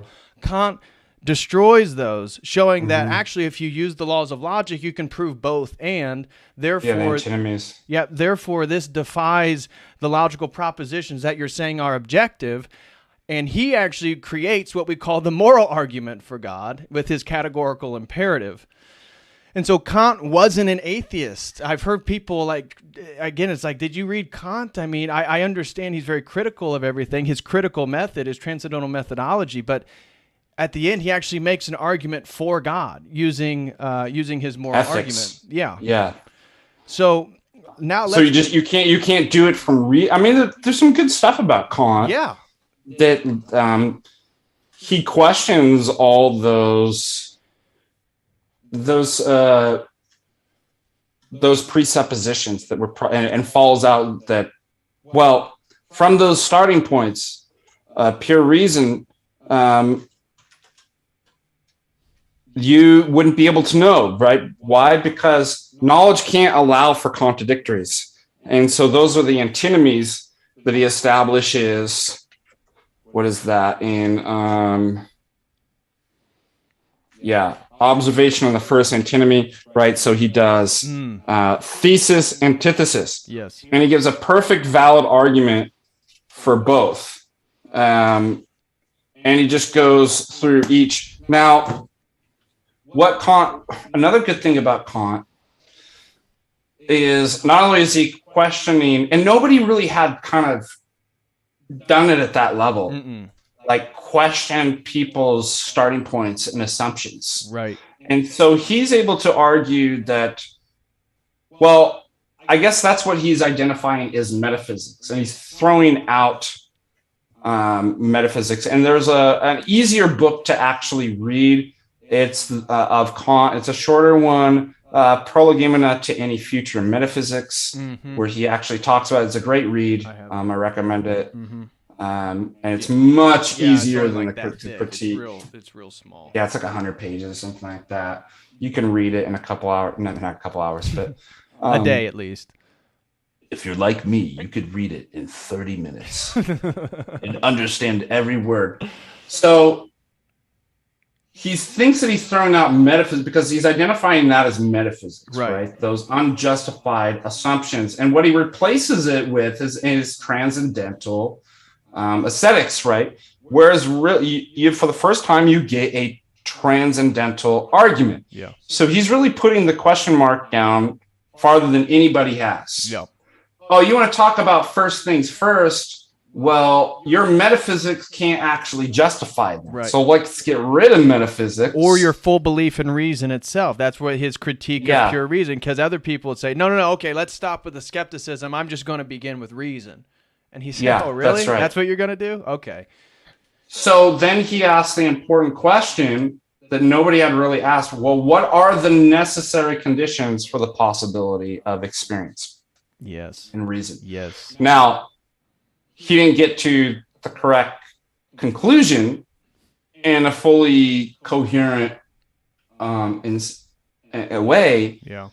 But he was the first person to actually think in that transcendental mode of, well, wait a minute.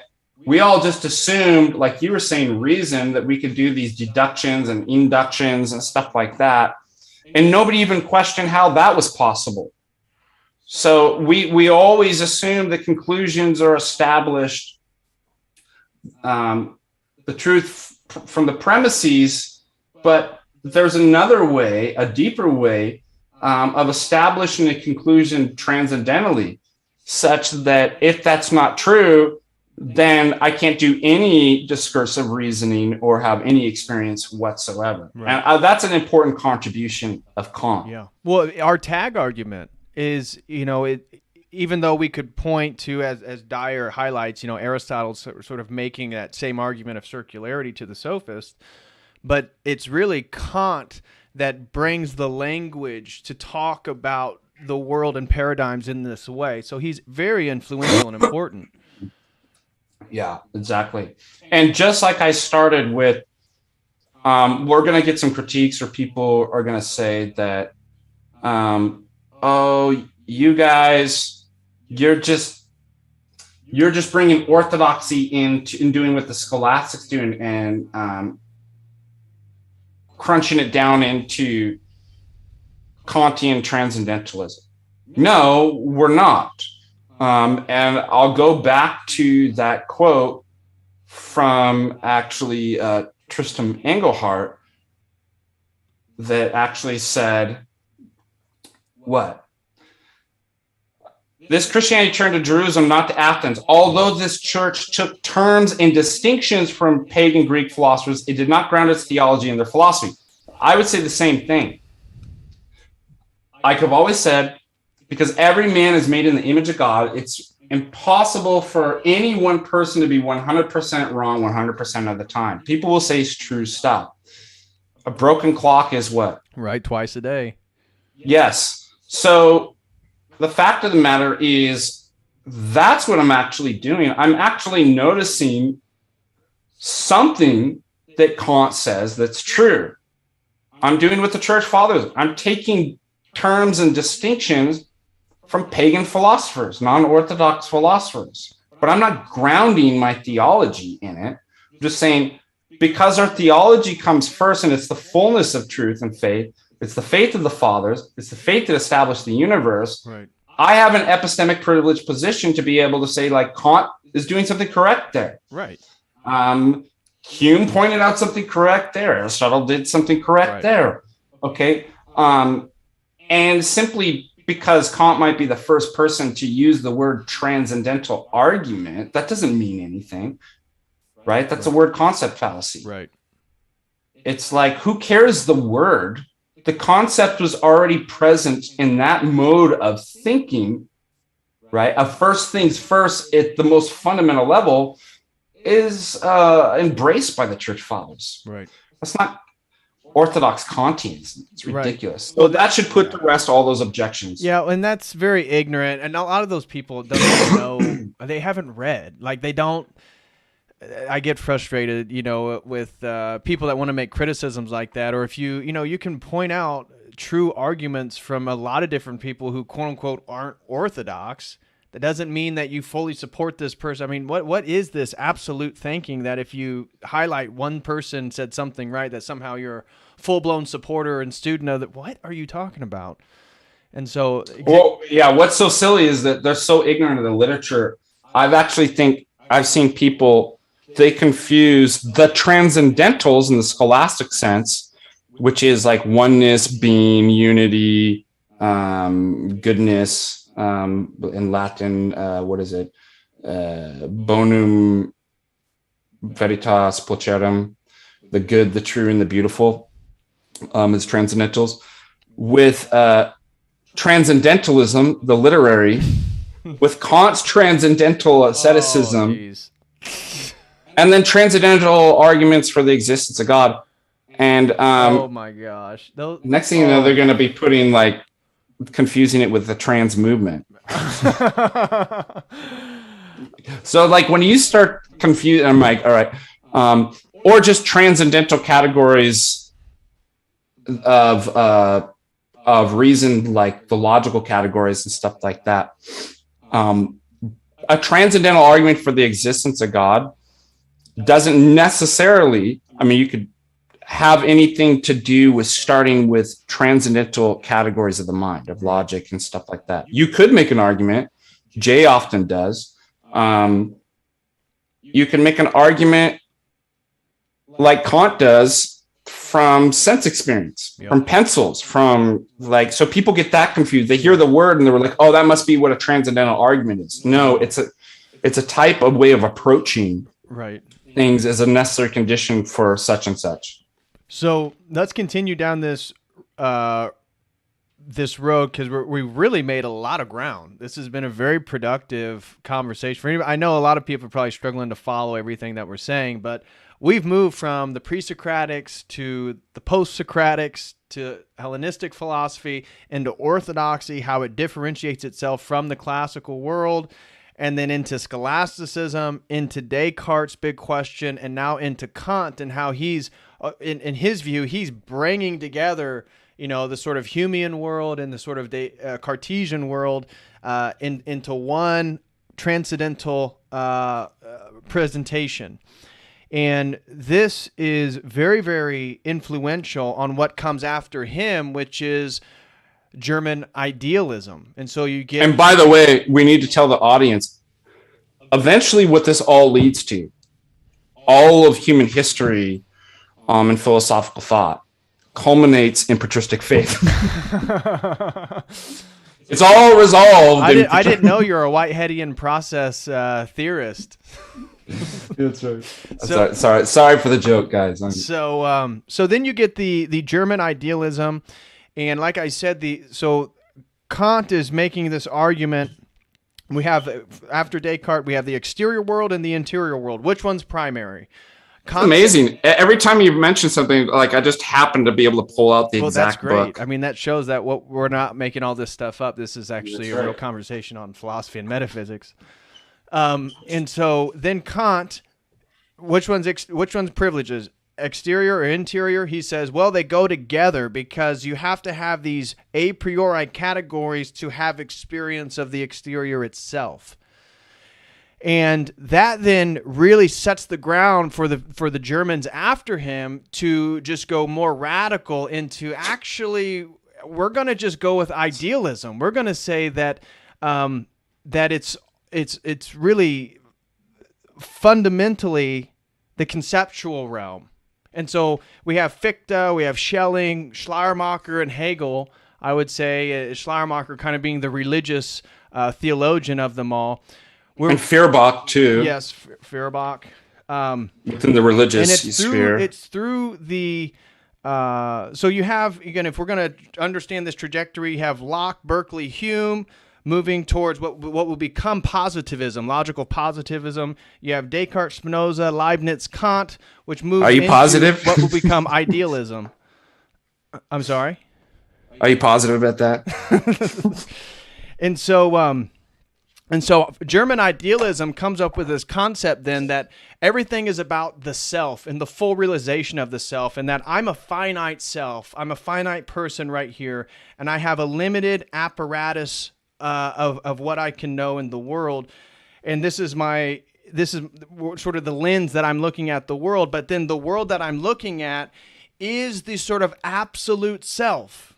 And so somehow my interaction with this is the sort of monistic idealism of German idealism, which leads into, as you're talking about, phenomenology.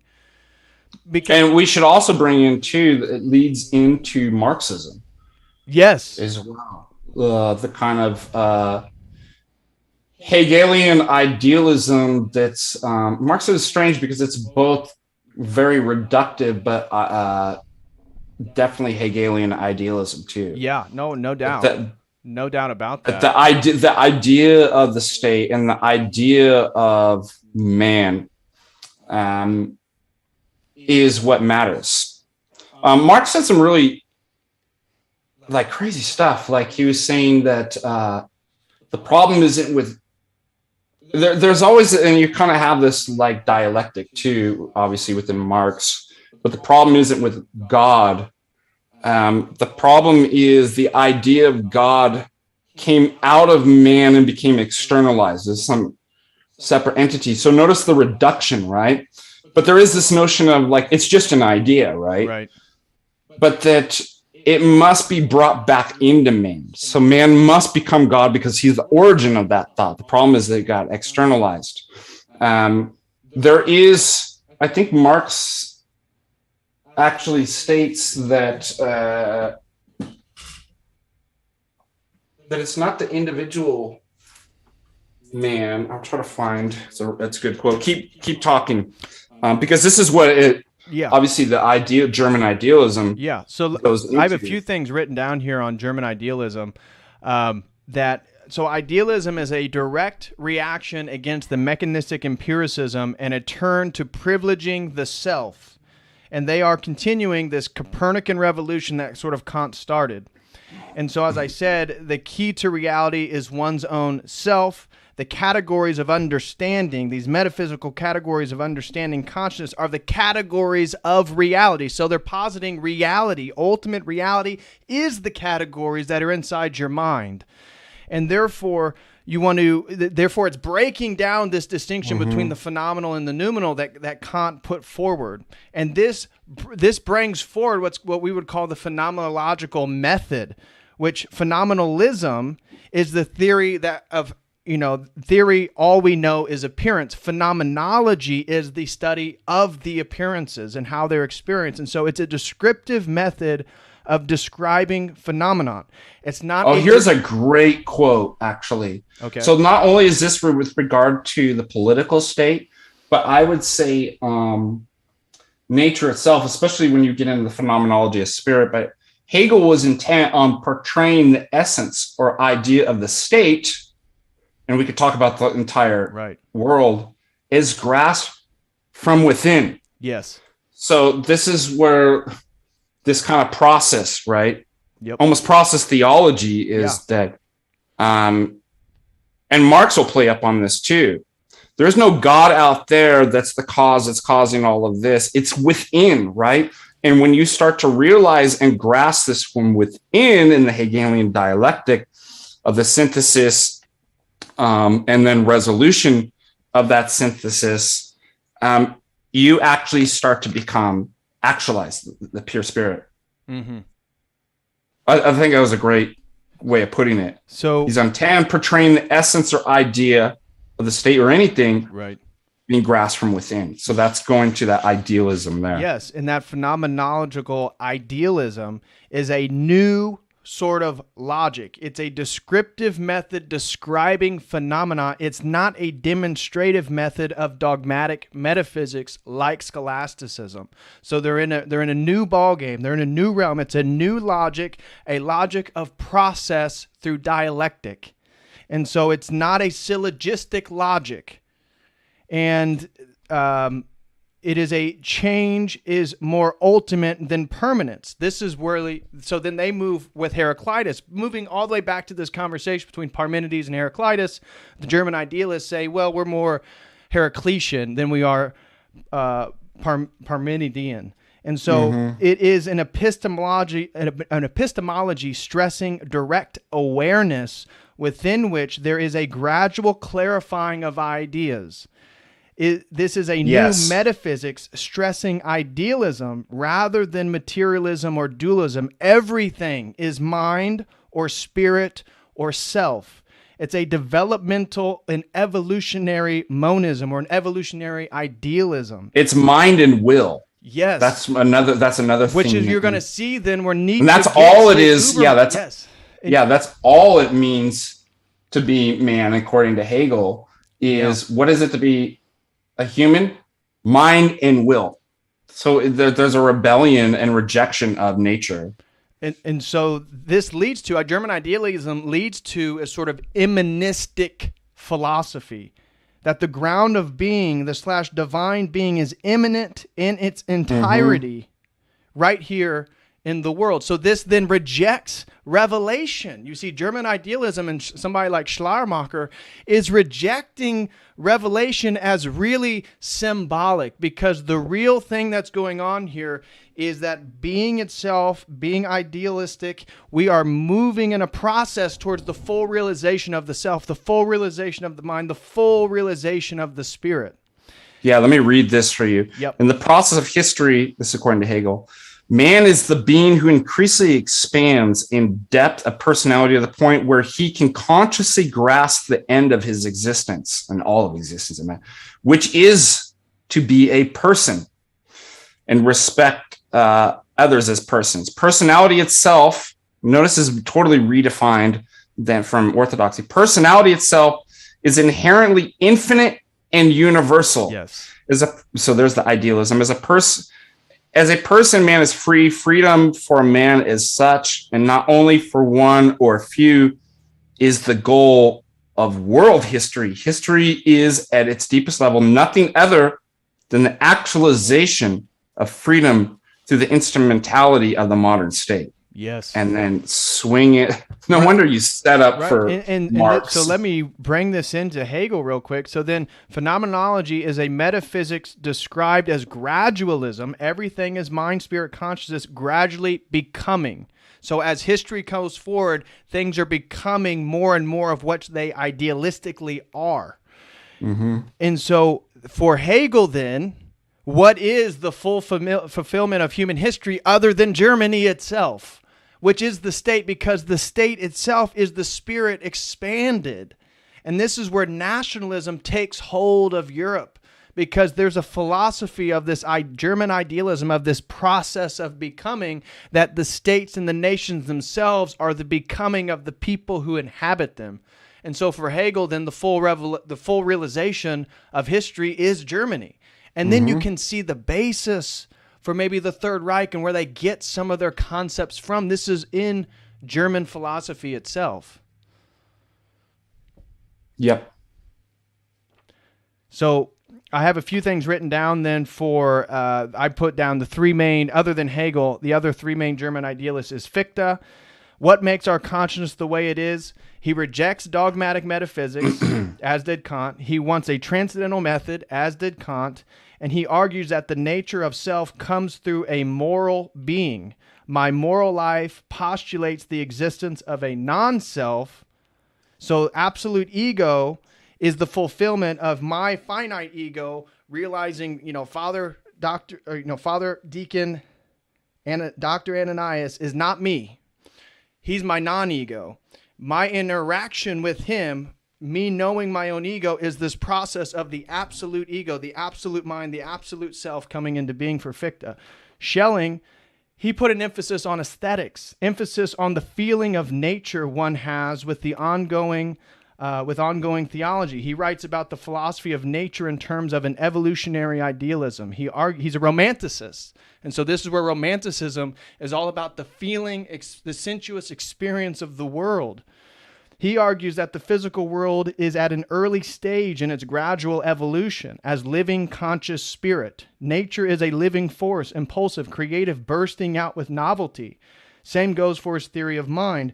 Therefore, reality itself is a vast creative drive, a will, with an emphasis on feeling, and the unfolding of the absolute is the cause of history. And then you have Schleiermacher, who then puts this all into a Christian German pietist framework where he objects to Kant's reducing of religion to basically ethics, because that's what Kant's categorical imperative, that's his moral argument for God, is basically saying, well, this is my argument for religion. It's a moral, ethical argument.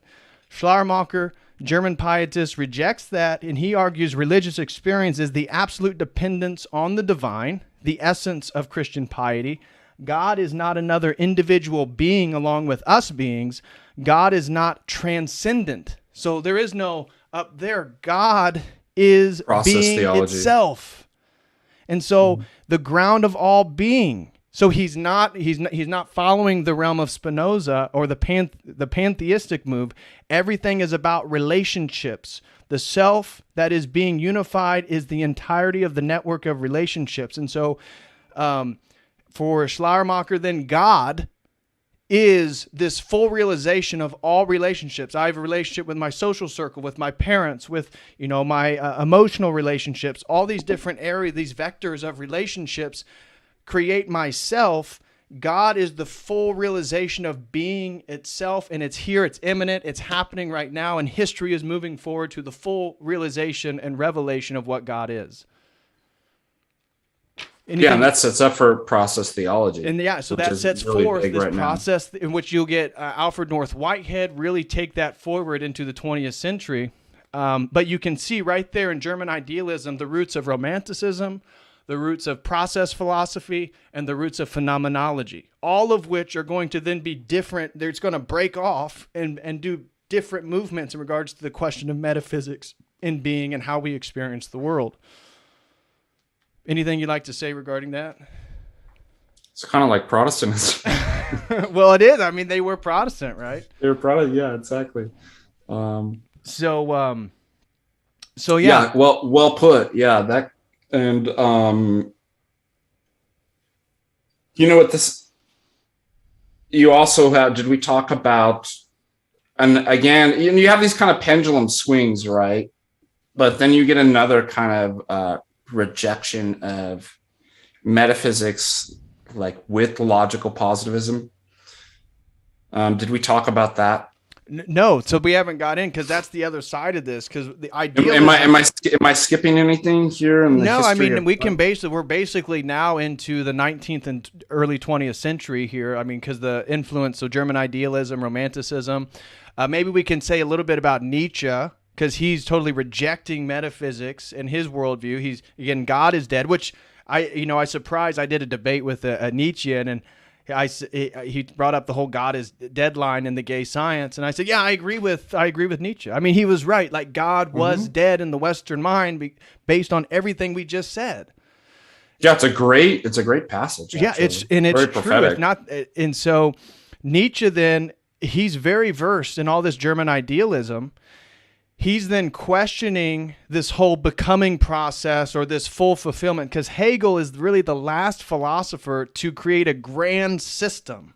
There's no longer, and this is what postmodernism is, there's no longer a grand narrative to encapsulate all of philosophy. Hegel was the last one in this very rationalistic, systematic understanding of German idealism. That was his worldview. And so Hegel, you can see then the dialectic, the Hegelian dialectic of thesis, antithesis, synthesis. If I'm a German idealist and reality itself, being itself, is a process of becoming, which is really transcending into the full realization of spirit or the Geist, then that process moves forward through friction. That friction is my thesis and the antithesis, the opposite. And so this going and back and forth is how this leads to this synthesis. And the synthesis is the ultimate realization. Because it's monistic, there's ultimately no distinction between the thesis and the antithesis. They go together, which is a lack of distinction ultimately.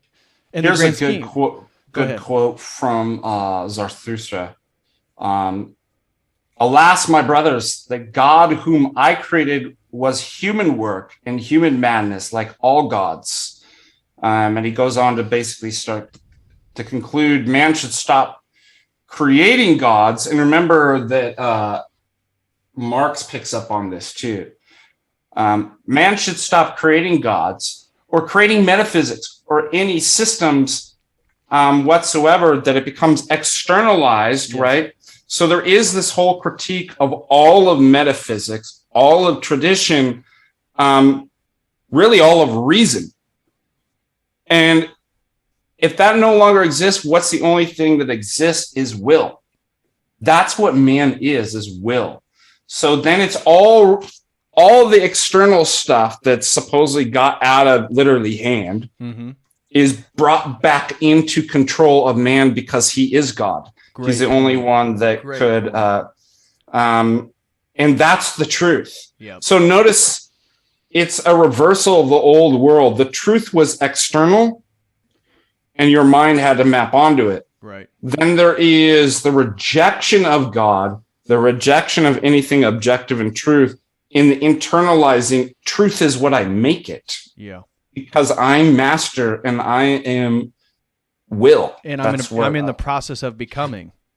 And I'm in the process of becoming. Yeah, I will become the masterpiece, right? Yeah.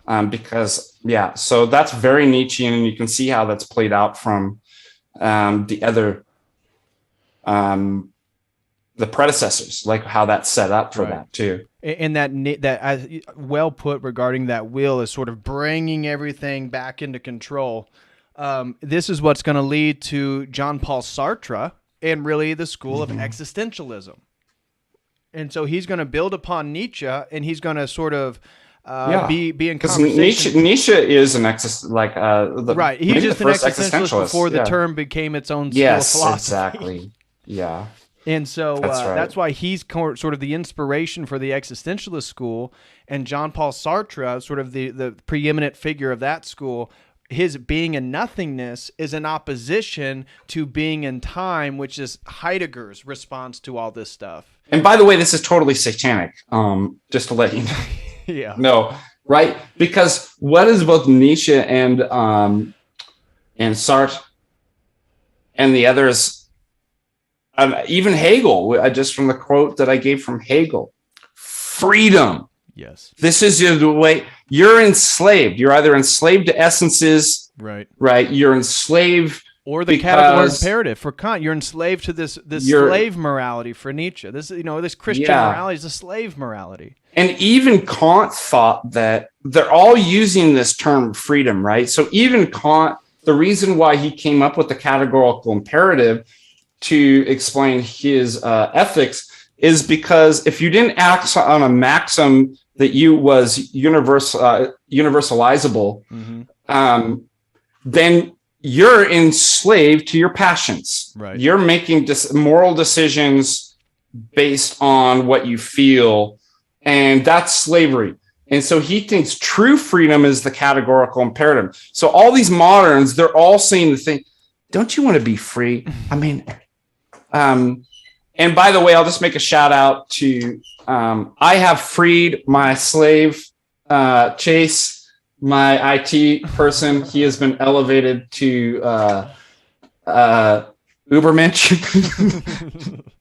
He is now over morality, and he is finally free. He's beyond good and evil.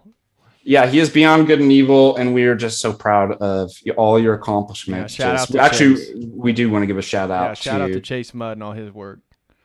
Yeah, and I wanted to also give a shout out that what was it? You guys probably don't know this unless you look on the photo on the website, but he looks like Casey Affleck. If you look at So anyways, going back to this. Yeah. So what is the theme that you see?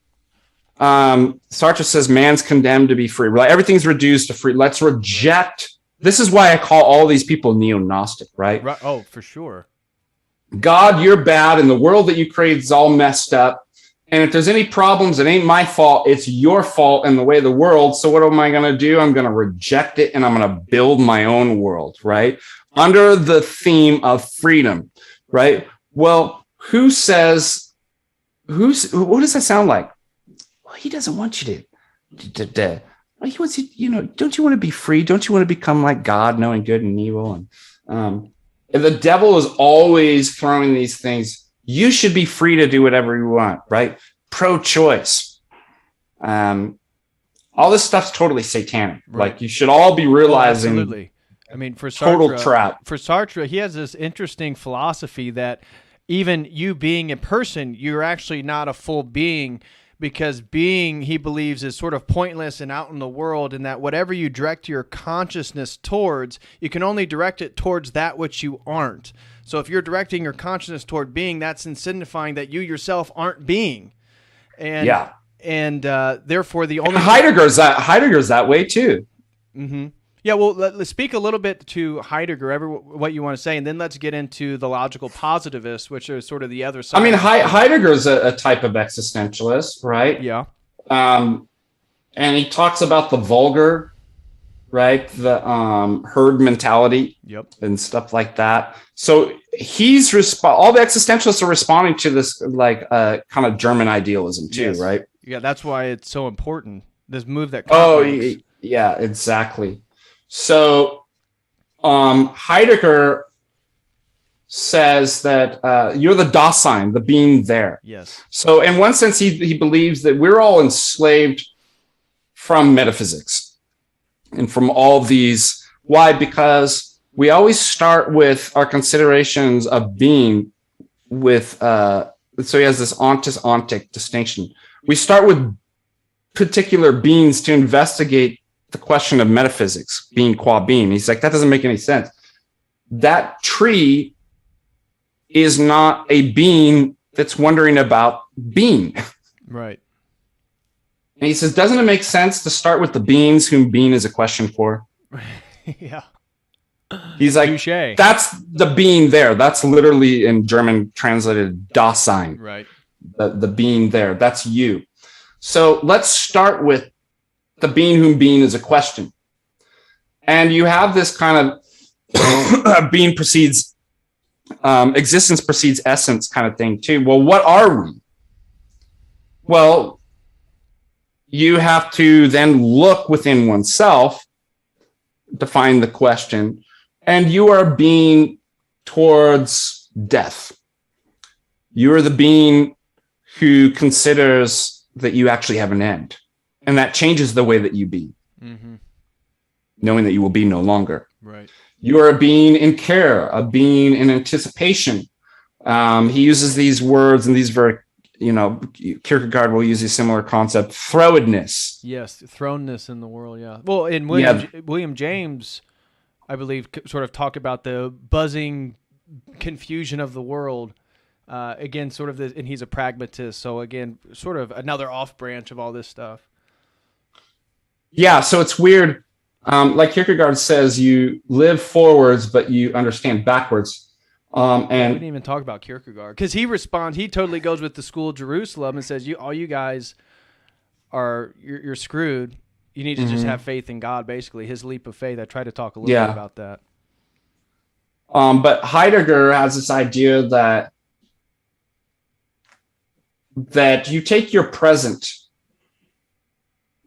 and you throw it, right? So this is the world. Yeah, that you project it, whether that's anticipation, waiting for somebody to pick you up, waiting for death, these different things. You're actually creating, right, the mode in which you exist, right? And so that's what gets him to actually conclude that being and time are convertible.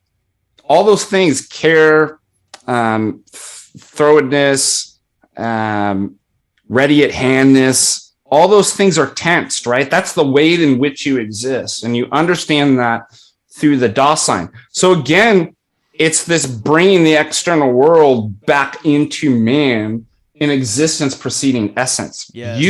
You're right. Yes. So that's a common theme too. Yep. And that's where your freedom lies. Well, yeah.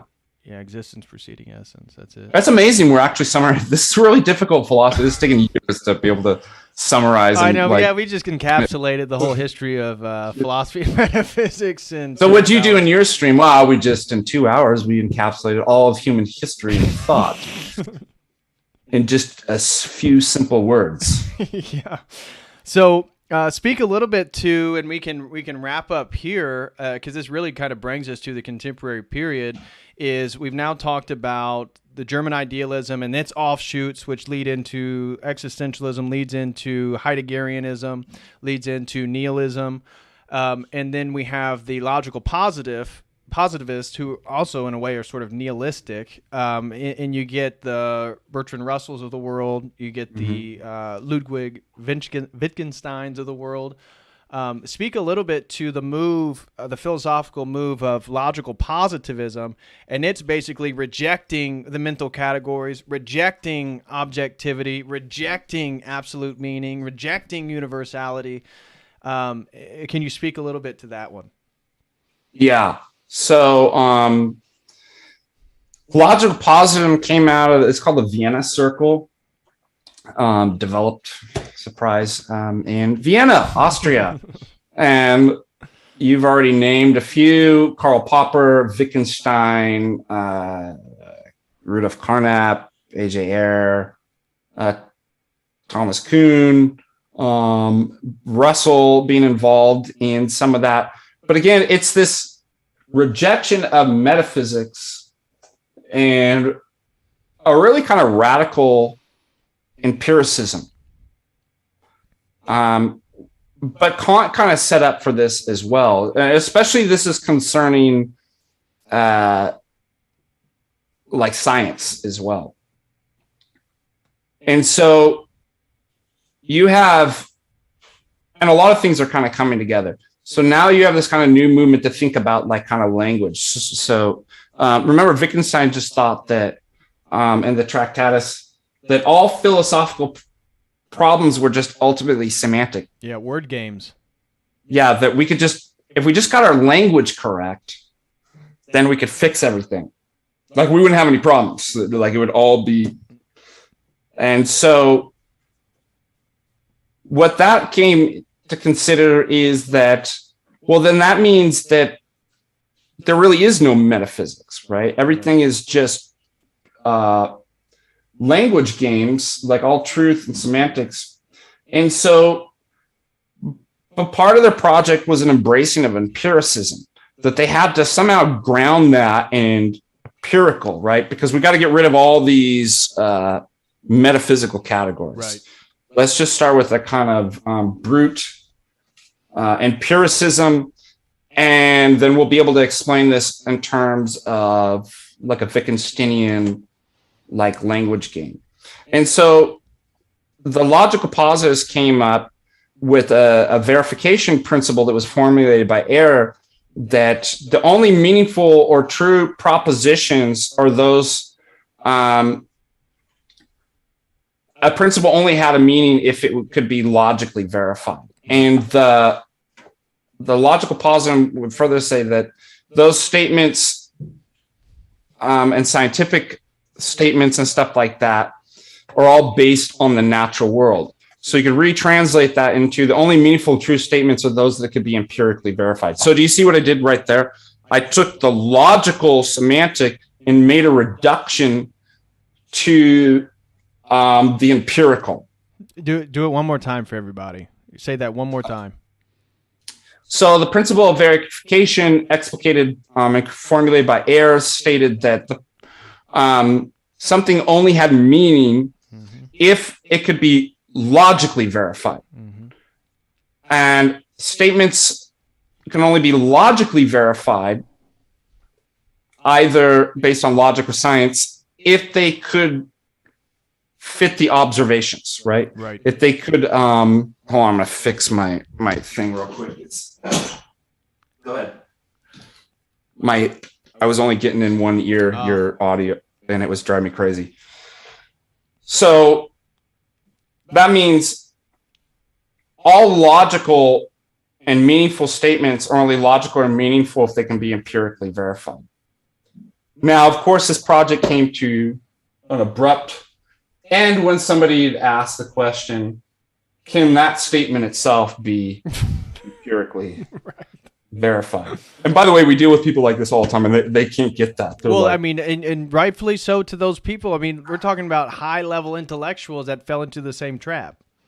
Yeah, that's why you see that your presupposition can actually blind you. Yes. To these different things.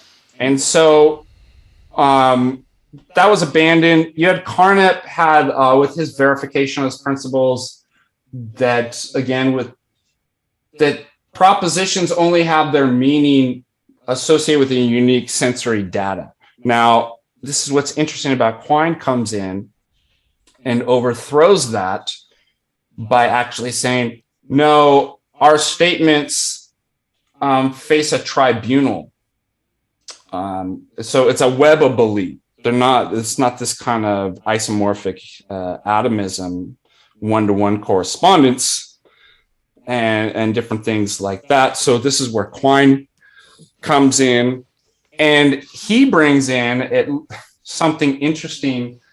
And at the same time, you have Thomas Kuhn and stuff like that. Instead of thinking individualistically like this, like with the principle of verification and verificationalism and the old theories of meaning, that you're starting now to get certain concepts, and a lot of these guys are influenced again by Kant, paradigms, and that science operates on paradigms and the structures of scientific revolution and how those paradigms change, and that things are not just evidence, everything's theory contaminated and stuff like that. So there is some good that comes out of that we can learn from this. Right. Yeah. But it is an empiricism. And there's a whole movement, and it's still popular today as it goes into, and this probably catches us up to where we're at now, in philosophy of science, philosophy of mind, philosophy in general is naturalism. Yeah. Is that, well, ultimately we've got to ground all this stuff into something in empirical.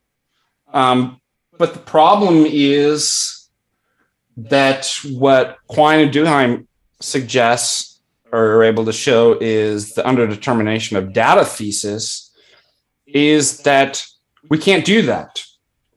Every theory will be underdetermined by the data, meaning that we could get multiple paradigms or theories to all fit the observations.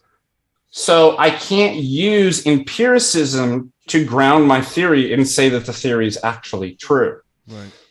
And then you move into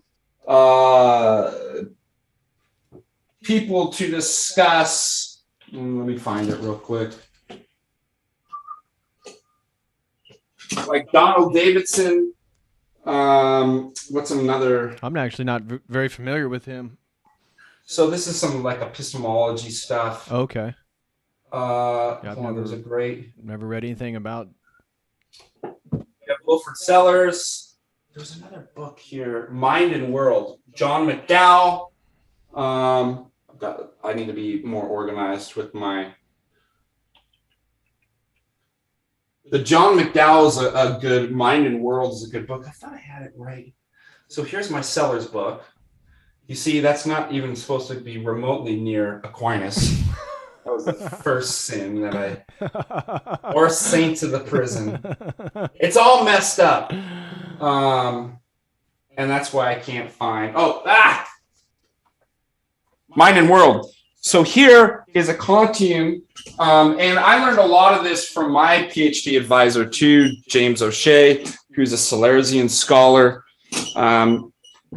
But that's the problem is, and it's almost this kind of return to like the Kant stuff, that you have the non-conceptual empirical stuff, and then I have theory. Like, how do I get the two together?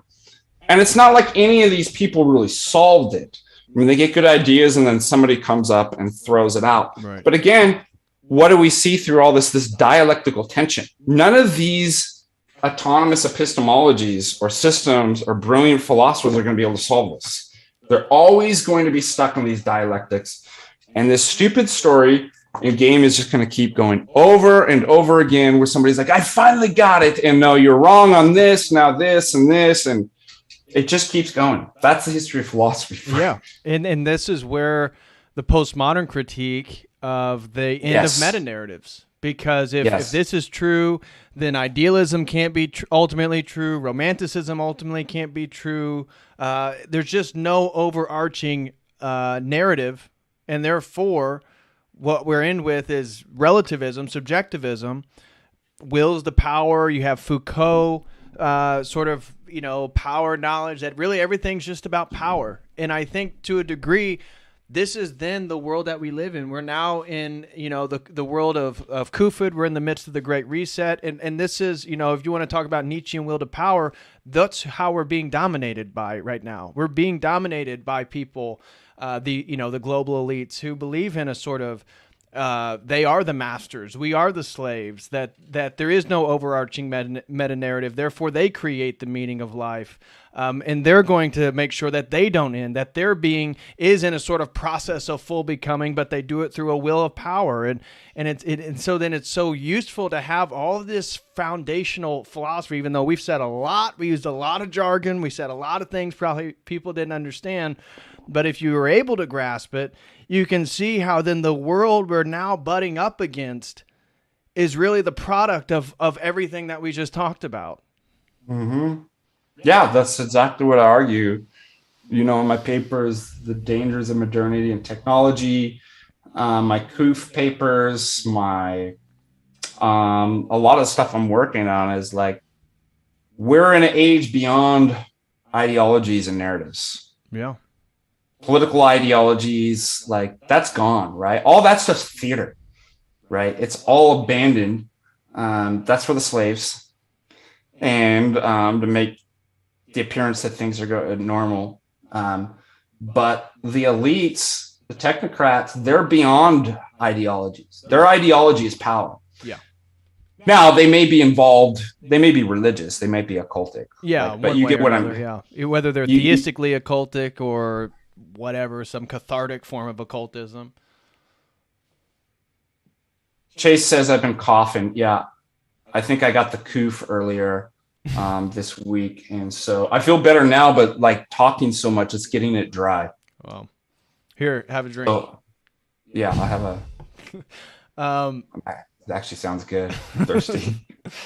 Yeah, so we can wrap it up here and just answer some quick super chats. But we really encapsulated so much in this stream talking about metaphysics. This was a very powerful stream that I think, again, for anybody watching, I'm sure a lot of people aren't going to grasp this on the first go around. You can rewatch, re-listen to everything that we just outlined, and eventually the more you deal with philosophy, almost, again, whether it be Kant or Hegel or so many of these philosophers, you never get it on the first go around. This is something you have to work on, and all of a sudden it's the slowest reading of all, like any subject you can actually do. Right. I just encourage people, as I do my students, when you come across words or concepts, if you hear us talking that you don't understand, write it down and look it up and just start making a glossary because they're going to come up over and over again. Half the difficulty is simply just new jargon, technical jargon. Which is not something special to philosophy itself. Like, I mean, can you imagine, like, hearing a biologist use the stuff for the first time? You'd have to look this stuff up. You're not going to get it on the first go. No. And that's true for all of us, whether it be Father Deacon or Jay Dyer or myself or any of the philosophers that we mentioned. None of them read through philosophy or any of these great thinkers of history, whether you think they're great or not. But either way, just dealing with the subject matter, it takes time, it takes practice, it takes work, it takes effort to actually love wisdom, to actually love the pursuit of knowledge and actually understand what it is they're talking about. And so don't get frustrated, but use this as fertile ground to, make it a sort of side hobby. Maybe start reading, digesting a little bit by bit. And that can definitely help you and even understand then the beauty of orthodoxy, because for me, and I think for Dyer and I actually never asked you publicly, what got you into orthodoxy. For me, it was seeing this worldview up against the falling apart of my sort of philosophical worldview. And I just saw the beauty, the intellectual beauty, and obviously that's not the core of orthodoxy. So I'm not telling anybody that orthodoxy is an idea or it's a philosophical system. Of course not. But I'm saying that background of really engaging in everything we just talked about allowed me to see why orthodoxy is something different.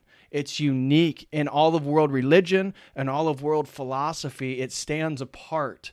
And this is part of the beauty, and this is then why you've created patristic faith and why we're trying to defend orthodoxy in the time that we're in right now. Because there is no arching meta narrative, and so everything's coming at every direction. And I love that what you've done and put together patristic faith is we all have different areas of expertise. We all have different angles that we're sort of standing. Orthodoxy is behind our back, and we're sort of positioned out towards the world to try to defend it. Yeah, and you can read, I posted my conversion story on patristic faith. It's called The City of God and City of Man. And yeah, the way I found orthodoxy, I knew the ideas. I learned and saw the ideas through absolute suffering. That's how I found orthodoxy. So it means I'd been studying the ideas, but I couldn't understand them and see them until I lost everything. Wow. and reached that level of suffering. So you can read that, A City of God and City of Man, which was also published in Romania's most popular religious journal, Lumea Credenții.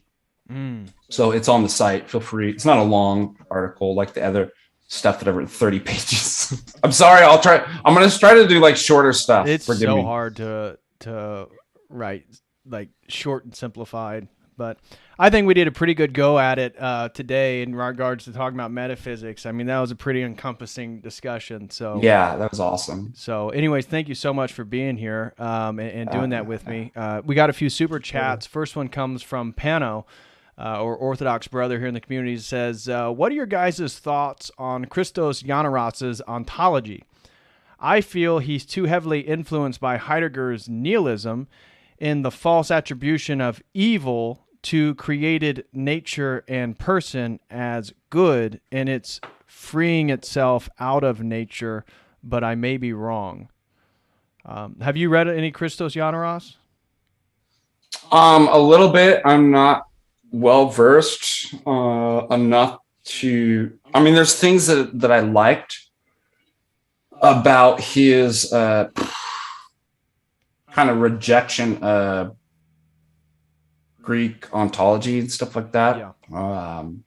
But I, to be honest, I'm the wrong person to ask. Like, if you ask me exactly where has he gone wrong, I don't know him well enough to his literature to say that. Yeah, I am not. I have a few of Giannaros's books: Postmodern Metaphysics, The Schism in Philosophy, and Freedom to Morality. And I was actually going to order Person and Eros, and I was reading excerpts from Against Religion.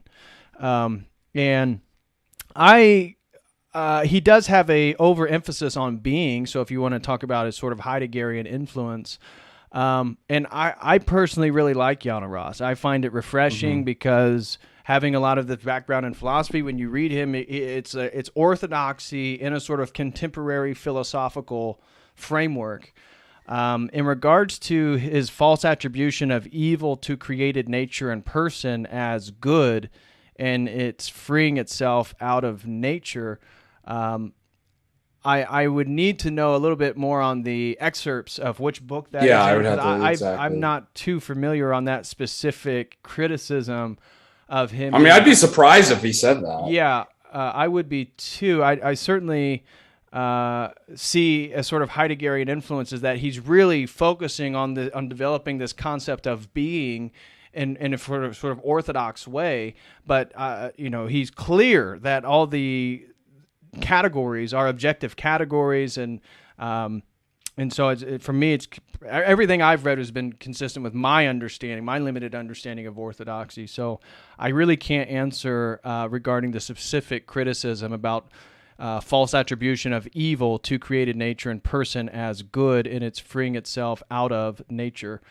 So let me know where you saw that. Read his book, Enigma of Evil. He talks about that. Okay. Well, I'll have to dive into that and see what I think, Panos. But I appreciate the support and the super chat. Pano throws in another super chat, $3. Continuing, in other words, I feel Giannaros seems to have a kind of monophysite, quote, self-willing or will to power in orthodox dress despite his good intentions, which is some baggage I feel a lot of Orthodox converts have from their Western upbringing. Now, have you read this one, Pano? The Freedom of Morality. I don't see him as overly a sort of orthodox will to power per se, but again, I'd be interested in regards to which book you're talking about specifically.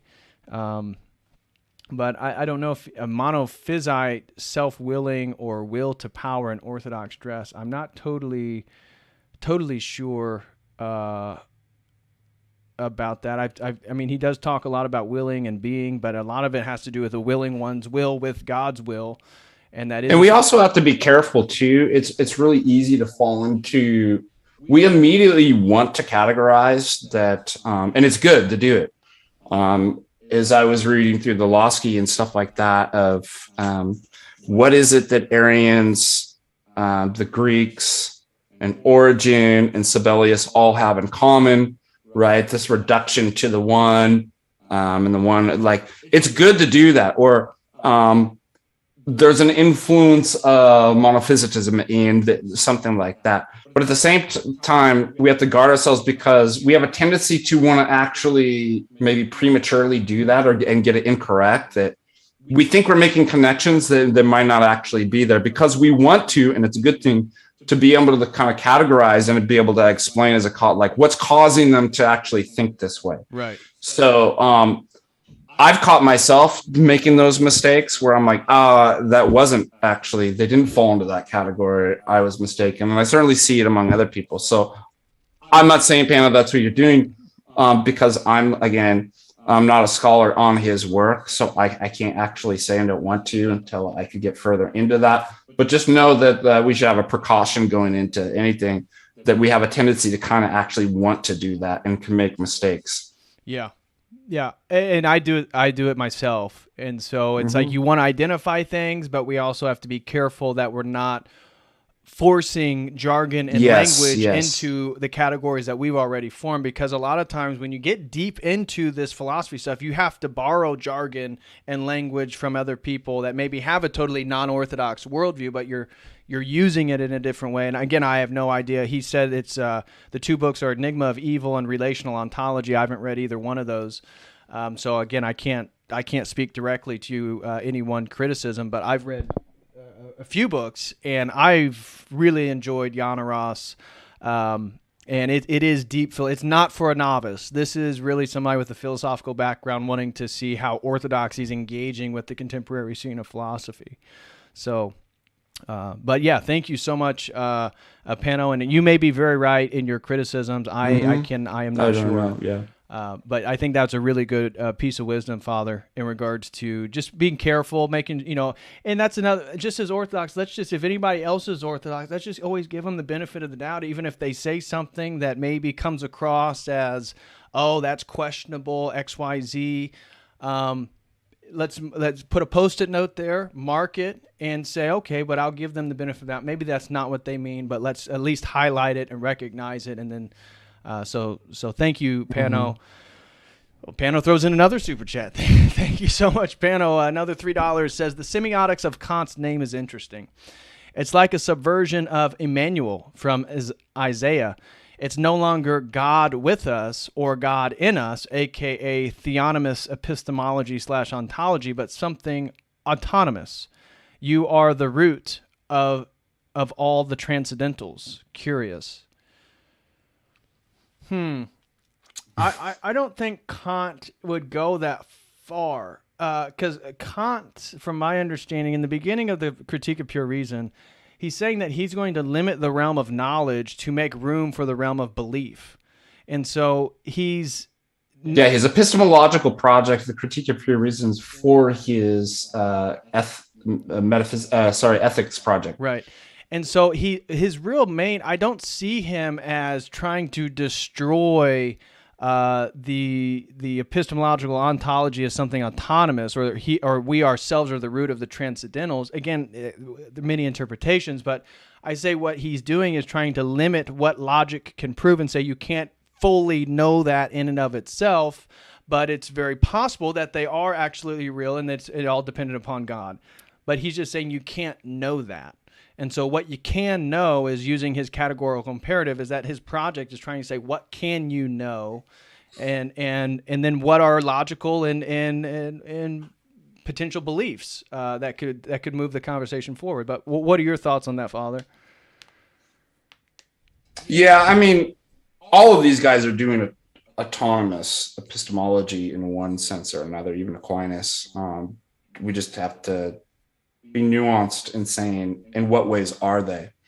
And again, there's good things that each of these philosophers have contributed and pointed out. Mm-hmm. And there's also things that are problematic and set up later, as we've seen, for further problems. Yep.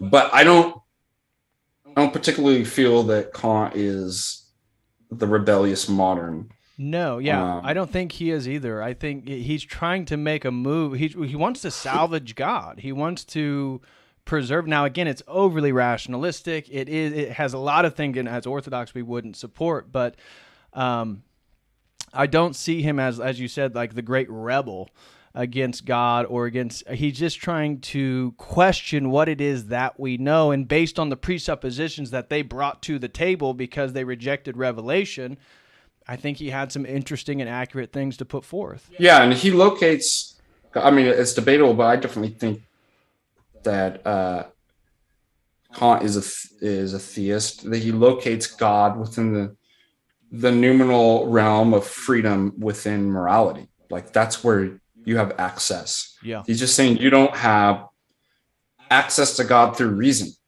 which we would agree with, right? Not for the same reasons. Right. Yes. But there's a sort of kind of immediacy within the noumenal world of freedom within ethics that doesn't have to be mediated through reason. And I mean, that's a good thing, right? That it's like, if that's where we find God, I don't have to use these kind of categories and cosmological argument. That's not how I get to God in orthodoxy. It's not how I meet him. And so there's some similarities and parallels. Mm-hmm. Yeah. Yeah, I think really well put. So thanks again, Pano, for that super chat. Christina throws in $5, says, God bless you. Well, God bless you, Christina. God bless you and your family. Hope everybody's doing well. And you are off to a great start of the new year, going to conquer 2022. Pano throws in another super chat. Thank you very much, Pano. $3 says, in 1053, a monk from Mount Athos prophesies that Germany will play a crucial role at the end of the world in the spread of orthodoxy throughout the world. It's why we should study these topics closely, like Father Seraphim Rose. Nope. Yeah. Interesting. I wasn't aware of that prophecy, and I'm not sure how to interpret that, but potentially. Certainly, in regards to philosophy, there's probably no one single greater influence than all these German philosophers. Next super chat comes from Lynx. It's our last super chat. Throws in $5 and says, "What's a good introductory book recommendation for curious slow boys like myself regarding philosophy and metaphysics? God bless." Oh, that's an interesting question. I got one book. Let me grab one.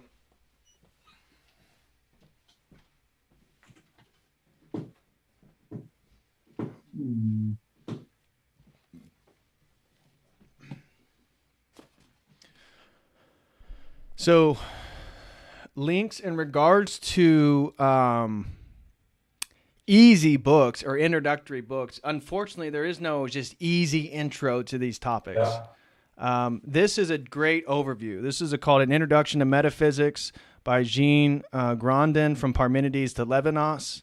I would highly recommend this book, but it's not easy reading. Again, you're going to move through it very slowly because he's basically just breaking down each philosopher, but it's dense. Every sentence, every paragraph is dense with meaning. So this is a good introduction, but it's not the easiest thing in the world, that's for sure. Also, I would recommend, if you're trying to grow your library,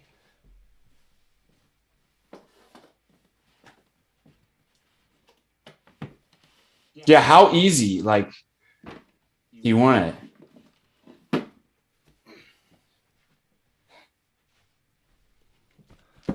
I'm a big fan of Father Copleston.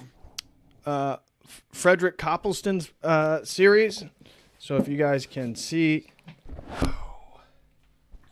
Man, those are the nice. Mine are all like old 70s Copleston You got the new. I did. I went ham on it. But this is a great set. That is a good. If you want, that's really like a history of philosophy. Yeah, exactly. So basically, what we tried to do in today's stream, this you can't really go wrong. Again, now he's a Catholic, but I really like his books, and this is a great overview. Man. I'm sorry. Go ahead. His stuff's awesome. Yeah. So there is like, if you want a really easy introduction, Will Durant's The Story of Philosophy, I think, is a pretty easy. Anybody can read it.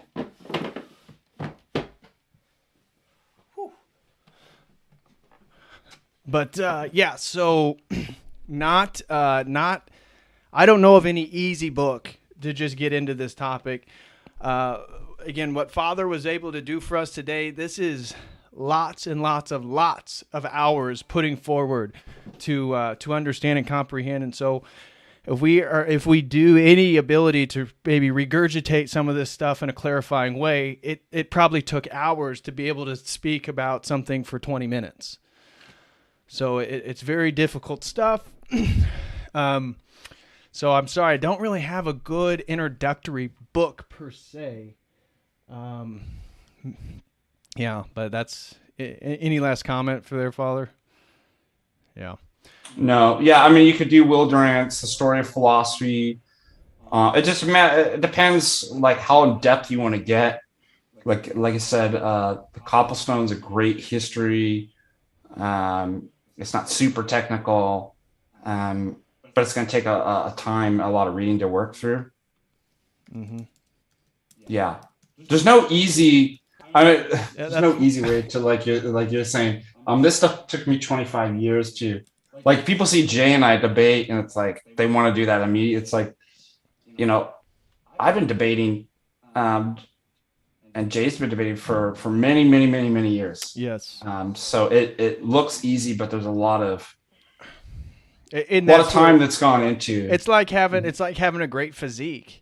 If you see some great, bodybuilder or whatever, it's like that didn't happen overnight. There wasn't an easy entry point to just get that. It takes years of consistent practice for whatever. And that's the same thing true for all this philosophy stuff, or to do high level apologetics where you're talking about. Or a beautiful. Or grow. This is actually. You think this just happens? It takes a lot of hard work.